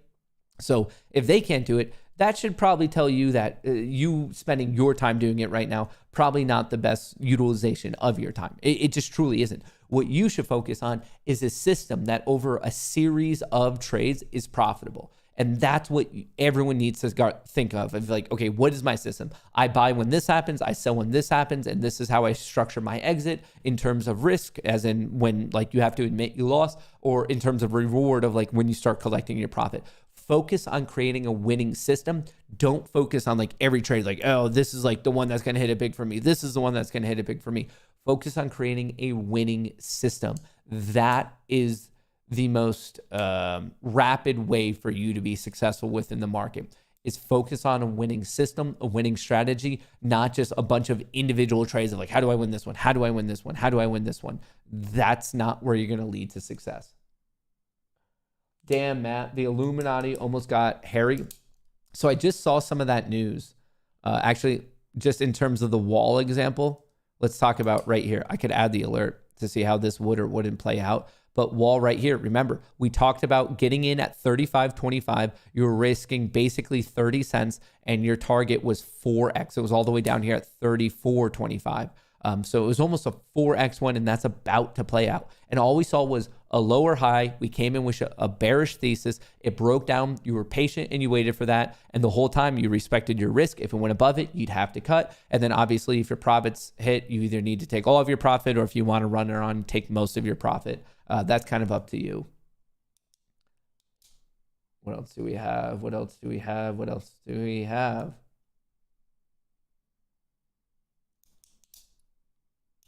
Uber to let users order rides via phone calls in U.S. Iraq bans U.S. dollar transactions, promotes use of local currency. For those of you who are joining right now, I am aware of the title. I'm aware of the thumbnail. We are waiting for Biden to take the stage. It's not me. I'm not clickbaiting you. Biden's just late as always. He was supposed to go on at 10:45. This guy is commonly, 15, 20, 30 minutes late. He's a guy that is literally never on time. It's definitely a pet peeve of mine.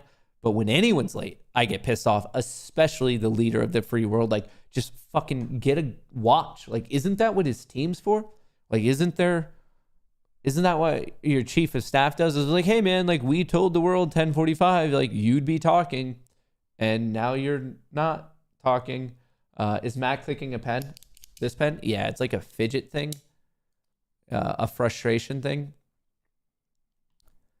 Apple getting a little bit of a pop, but still essentially going sideways. Tesla having a very good day. Rum having a good day. Actually up to almost 980. I want to see a breakout above 10, but the real test comes at 1050.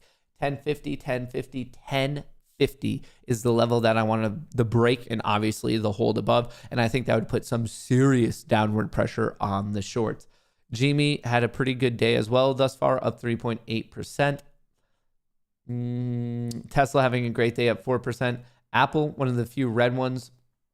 PACW somehow getting back above 5. I don't know who the fuck would be buying PACW right now. Were there any announcements on PACW?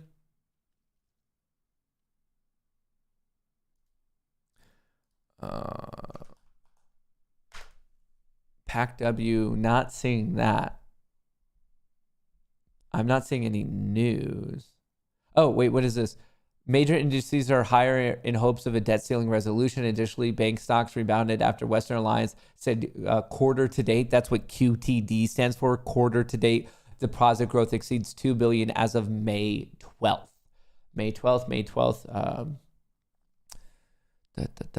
Okay. Are we missing? Did you guys tag me in anything else that we're missing? Never knew you left. I thought you were moving to Miami to be some sort of crypto king. How's that going for you? What? When was I ever moving to become a crypto king? Who is this dipshit? Don't drink the Kool-Aid. Ape retiring. Feels like he drank the Kool-Aid. When did you guys know I was going to become a crypto king?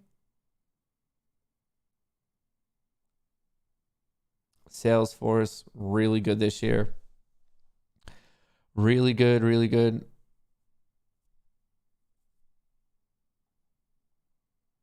Puppies First Beth. Aiden Ross and 21 Savage are set to face off in NBA 2K for a prize worth over $100K. I have a feeling that Aiden Ross is like really, really, really pissed off because obviously Kick, the platform that he's on, lost out on acquiring both Kai Cenat and iShowSpeed. They went the way of Rumble because Rumble's a better platform, in my opinion. Soros had spent $40 million helping to elect 75 different district attorneys. So let me give you these numbers. Soros-backed DAs, they make up about 20% of all of those in the United States, and they oversee 40% of all murder in the United States. So 20% of our DAs are backed by George Soros. 20% of all Americans are represented by. 20% of Americans are represented by a Soros-backed DA. Yep. And these DAs oversee 40% of all the murders in the United States. So that would mean places like New York, Philadelphia, Chicago, St. Louis, New Orleans, San Francisco. So if you live in one of those places and you've seen the horrific crime rates, which we provided time and time again, you can go and check a previous show map. All the references are available to skyrocketing murder rates, violent crime rates, assault, felony assault. But I don't really know, like, who George Soros is. And what I mean by that is, like, I don't know how he got his money or anything. And at this point, I'm a little afraid to ask. For those of you who have listened to me before of like cold wallets and whatnot and using Ledger, understand there is a massive crypto, I guess, cultural move against Ledger because remember, you get your seed phrase and they're like, yeah, we're going to start uploading those to like companies and servers and stuff, which is completely against the decentralization and the security of crypto. So understand Ledger, apparently people absolutely hate him now. This is news coming out basically over the past day and a half, 2 days. And it all has to do with they want to store your like phrase, your recovery phrase on some server, which is you're supposed to be in control of your own money. Nothing to really do with like uploading your seed phrase to like their servers. So understand that's why many people right now absolutely hate Ledger. So I was using them in the past. I'm never going to give them my seed phrase. So I'll probably be looking just to go to a different wallet, but I just wanted you guys to know like what's happening there. What is happening there? Look at this. I'm never using Ledger again. L is for loss. Like a lot of people pissed off. Obviously, you might want to dive into it a little bit more. That's like the overarching thing, but I just wanted to let you guys know. I also wanted to talk about, what's this one? This is an interesting one. Profits and how they are made in high frequency trading. I don't know what to think of it. I get that it's legal, but is it moral? So it's absolutely moral because the trading activity that we do in the market increases liquidity. And by absolutely moral. You bring down the cost. Griffin arguing it's absolutely moral. I'll give you a very simple thing to think about. Mutual fund managers, institutional money managers, when they think about how big of a position to own in a company, they think about days of traded volume. I'll own 3 days of traded volume. I'll own 5 days of traded volume. It's used as a proxy, a shorthand for how difficult it is to get into or out of a position. And everybody thinks about liquidity and values liquidity. So the quote high frequency profits and how they. I see what he's saying. Liquidity is important. You want assets to be as liquid as possible. That's a good thing. But I think it's weird to like bring in that it's like morally right. I just think that's a strange way to spin it. You know what else is strange? John Fetterman. And what's more strange is that John Fetterman is an elected official who should not be an elected official. We live in a reality where sometimes, unfortunately, people have brain injuries. He has had a brain injury. He is not working at the top capabilities his mind used to be of. And then these are the situations you get. And it's not good when people are in positions of power and they just don't have all of their like faculties to use. It's a sad thing, but it's also a very honest thing. It's the same thing I would say this about finance. Like there are people who are too old or who are, especially if their brain is injured, should not have positions of power because it can impact all of us. And we don't necessarily know if they're making the best decisions, but give this a listen and you'll fully understand what I'm talking about. Realizes that now they have it's. Hang on, I know it's a little soft. I'm trying to jack it up. Here, I won't talk for a second, and I'll let you turn up your own system so you can hear what he's saying. A guaranteed way to be saved by no matter how, you know. So it's you know, isn't it appropriate that this kind of control should be more stricter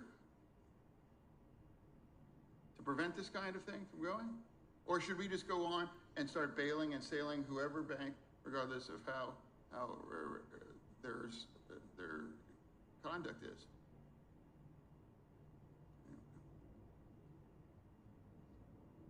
You know, I'll give you an example. The Republicans want to give a work requirement for SNAP. You know, for a hungry family has to have this kind of penalties or some kinds of working required. Shouldn't you have a working requirement after we sail your bank with billions of your bank? Realizes that yeah, it's sad. It truly is sad. I assume he was like much more put together way back when, but he got injured and his brain's just like something, it's just not functioning.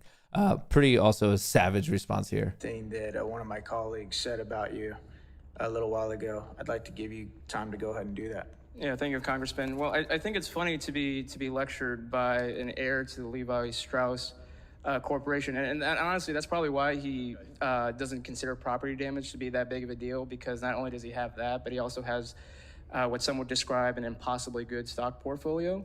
But what I can tell you is that in these riots that happened 3 years ago, calling out Dan, what's his name? Dan Goldman. This is a guy that, I mean, he was slicing and dicing some of these bank trades, like really good at the bank trades, and then got called out for it. Absolutely love it. Also, Jack here, very, very important within the crypto community, also kind of dunking on the government. Fed has mismanaged monetary policy, arguably worse than they ever have before. And you don't have to take my word for it. If you don't believe me, look at Russia, look at the UAE, look at everyone is starting to orchestrate and organize global trade outside of the US dollar, George. What the Fed looks and feels like they're in the corner of a boxing ring, covering their ribs, covering their chin, and the boxer, they're waiting for the bell to ring. They're waiting for the round to be over. They're waiting to be Vaselined up, and everyone's just wailing on the Fed. They mismanaged this entirely. They left rates so low, the excess amount of liquidity injected to the system combined with the fastest rate hike ever. They bankrupted their own banks. Banks, in order for the banks to survive, George, they're going to have to sell the Fed bonds, and the Fed can't afford that. So they're not going to meet 2% inflation inflation. We're going to live in a new era of dollar inflation. Dollar inflation may land at 4, 5, 6, 7% in perpetuity. And that's what you're seeing with the reaction from gold. So the writing's on the wall. Anyone with a brain knows that you got to invest in gold. You got to invest in Bitcoin. Any asset with a supply cap, which implies they don't have a relationship with rates, which implies that there's a much more authentic to supply demand.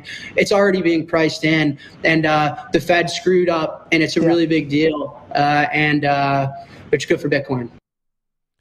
So just some truth bombs being dropped by Jack there. Seems like a really cool guy. I've never had the opportunity to speak with him, but hopefully one of these days I will. What is this? Lay off the Kool-Aid, Matt. Wait, Mr. Anonymous, are you just trolling me? Sometimes tone isn't properly I guess, shared in the world of messaging, especially DMing in a live chat. I don't know if you're saying that of like, ha ha ha, he's crazy and we all know it, and maybe he shouldn't have been elected, referring to Fetterman and obviously his, we'll call it dilapidated mental capacity. But if you're actually like standing up for him, you're going to have to get your own brain examined. And it's not really a Kool-Aid thing. I mean, I make fun of Marjorie Green Taylor, MGT, all the time. She was talking about like Jewish space lasers. Like, if people are elected, we are allowed to call them out for just saying and doing crazy, crazy, ridiculous things. And that's what I'm going to do. It's not a left thing. It's not a right thing. If people are saying wild things. Who is that? There was another one. Who's that lady? She's a Republican from Colorado that is just like the biggest MAGA Trump supporter, to the point of like everything she says is just more ridiculous than the previous thing she says.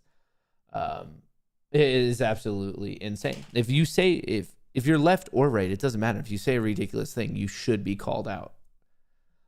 Jewish space lasers turned out to be true though. Real though. No, it didn't. I mean, she was Lauren Borber. Yeah, another just like, there are crazy people, and there's crazy people on the left and the right. If you think whatever political side you align with, if you're going through this world thinking that there's no crazy people on your side, I don't want to be the bearer of bad news, but there are crazy people, and they are on your side. It's more of an argument of what side has less like total magnitude of crazy people. Baubert is her name. Yeah, I don't know her name, and I don't particularly care. I find her antics to be comedic, but I don't find her to be like a thought leader of our time, like a political titan of our time.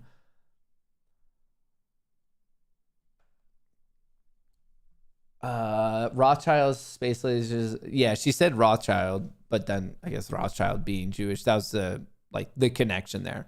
I don't know if MTG like went out and said Jewish space lasers. I think she said Rothschild space lasers and was trying to connect them to wildfires out west. But even more, like, if you're focusing on the Jewish part of it, all right, or erase that. If you think space lasers are being used to start wildfires, yeah, that's a little bit insane, a little bit crazy. It could be any ethnic or religious groups' lasers. No one's using space lasers to start wildfires. Thinking about all of that would like go into it. Like, what do you think's easier? If you wanted to start a fire, would you spend billions of dollars to go create a satellite with the capability of having lasers to the point of starting a fire and sending that off into space, which is all going to be documented, or just paying someone to go light a match and drop it on the ground? Sometimes, Occam Razor here, you would think that sometimes the simplest explanation is the right one. And if there is whatever government's prompting fires, I bet they're paying someone to light a match and drop it, opposed to spending billions of dollars on a space laser. Space laser, dude. So ridiculous. Man. Star Wars blaster. Are we starting? Biden. Here we go. The moment we've all been waiting for. I'm about to take off in a few minutes. Here's a helicopter out there to Japan. Not in the helicopter, but to Andrews. Thanks for the clarification. Yeah, anyway, and to meet with leaders of G7. America's role in the world is vital, especially right now, as we work together with other countries to support Ukraine and take on the challenges that demand international cooperation, and from tackling the climate crisis to strengthening the global economy. And before I leave, I wanted to say a word about the status of negotiations with the congressional leaders.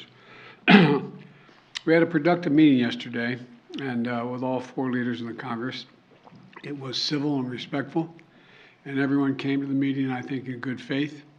I'm confident that we'll get the agreement on the budget, that America will not default. And every leader in the room understands the consequences if we fail to pay our bills. And it would be catastrophic for the American economy and the American people if we didn't pay our bills.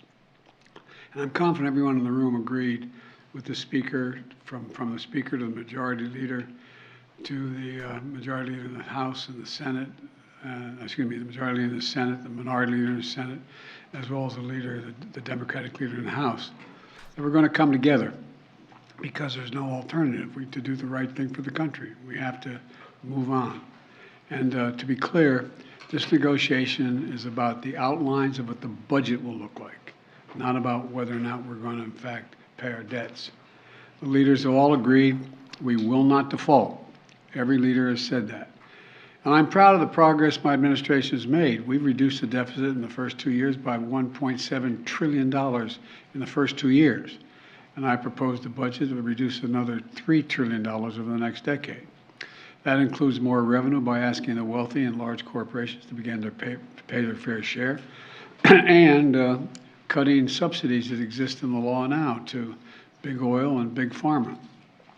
Yesterday, we all agreed that both the Speaker McCarthy and I would designate senior members that we would negotiate to give our authority to make agreements in detail on what we wanted. So we narrowed the group. To meet and hammer out our differences. And we've done that. In fact, they met last night, and they're going to be meeting again today. And I'll be in constant contact with my team while I'm at the G7, and I'll be in close touch with Speaker McCarthy and other leaders as well. Now, what I have done, in anticipation that we won't get it all done till I get back, is I've cut my trip short in order to be for the final negotiations and sign the deal with the majority leader. I made clear that, and I'll say it again, America is not a deadbeat nation. We pay our bills. The nation has never defaulted on its debt, and it never will. And we're going to continue these discussions with congressional leaders in the coming days until we reach an agreement, and I'll have more to say about that on Sunday when I have a press conference on this issue. Market popping. As it stands now, the intention is to go to the G7, be back here on Sunday, hold a press conference, and in the meantime, I've spoken to the Australian leader Albanese, and I'm going to be seeing him at the G7. He'll be there as well, along with the Indian Prime Minister and along with the Japanese as well. So the Quad members will be there. We'll get a chance. Market rallying over $2. But it's unlikely I'm going to be going on to Australia. So thank you very much. Mr. President, what about work requirements specifically are you still considering? It sounds like it's still on the table and you haven't ruled it out. Which would you be willing to accept? Well, I'm not going to accept any work requirements that's going to impact on medical health needs of people. I'm not going to accept any work requirements that go much beyond what is already, I voted years ago for the work requirements that exist. But it's possible there could be a few others, but not anything of any consequence. Thank you. What message does this send to PNG and to Australia? I know that it was important to you to focus on Asia in this trip, but this is having to be put aside. Is this almost a win for China? No, because we're still meeting. We still have 4 good allies. Will you be announcing new sanctions from Russia during the G7? With President Xi soon, sir? Whether it's soon or not, we will be meeting. You will be meeting or you will be speaking? Ooh, what the fuck? Well, that was interesting. Caused the market to pop. Market just popped on that. Obviously, positivity related to just like, okay, cool. Maybe they're solving something. In reality, on this 2-hour chart for the futures market, we just came to the top of this wedge and quickly got smacked. And then if we go to a bit of a shorter time frame, huge pop on the news, and then we're just giving it all back right now. So I would be looking for this breakout. Now that we are knocking on this top line, maybe. I mean, you can only build out in this wedge for so long before you have to break to either the upside or the downside. But we're essentially just trading around these moving averages. Just not much is going on. Be patient. Wait for the trade to come to you. But obviously, there was a pretty realistic pop there on the news, on the announcement that I mean, we all kind of like, does anyone really think that they're going to default? They're not going to default. Just eventually, as we get closer, they're going to start conceding ground and they're going to make more and more compromises. So we tried to break out there, got smacked pretty hard. The breakout might come maybe on attempt 2 or 3, or maybe completely reverts and we break down here. But overall, I would be very closely paying attention to the SPY of, are we breaking down below 410.50 or are we breaking out above 412.75, something like that. But as of now, we're basically just being pinned. I mean, look at the overall situation. We are here. It's just, we are an inside day. We are not trending. I cannot stress that enough. I wouldn't be betting crazy amounts or doing anything like that right now. Just, you're waiting. You are waiting for a nice trend to develop. That's what I have for you. Let me switch this out. That's it for the morning stream. We will be posting an update later on today. If you missed the Yahoo interview yesterday, if you could throw it into chat on both Rumble and YouTube right now, that would be awesome. So check that video out. If you missed it, I was able to call out political insider trading live on national TV. So check that out. We will be streaming tomorrow morning, normal time, 9 a.m. Update video tonight. And then don't forget to check out the Yahoo interview from yesterday. That's what I have for you. I'll catch you later on. I appreciate all the good vibes. Thank you, thank you, thank you. Shout out to StreetBeat for sponsoring today's stream. Sign up. You can get a free 5 to 5,000 depending on the size of your initial deposit. Oops. Drop my pen once again. And that's the perfect note to end this stream on. Peace out, Girl Scout. I will catch you later.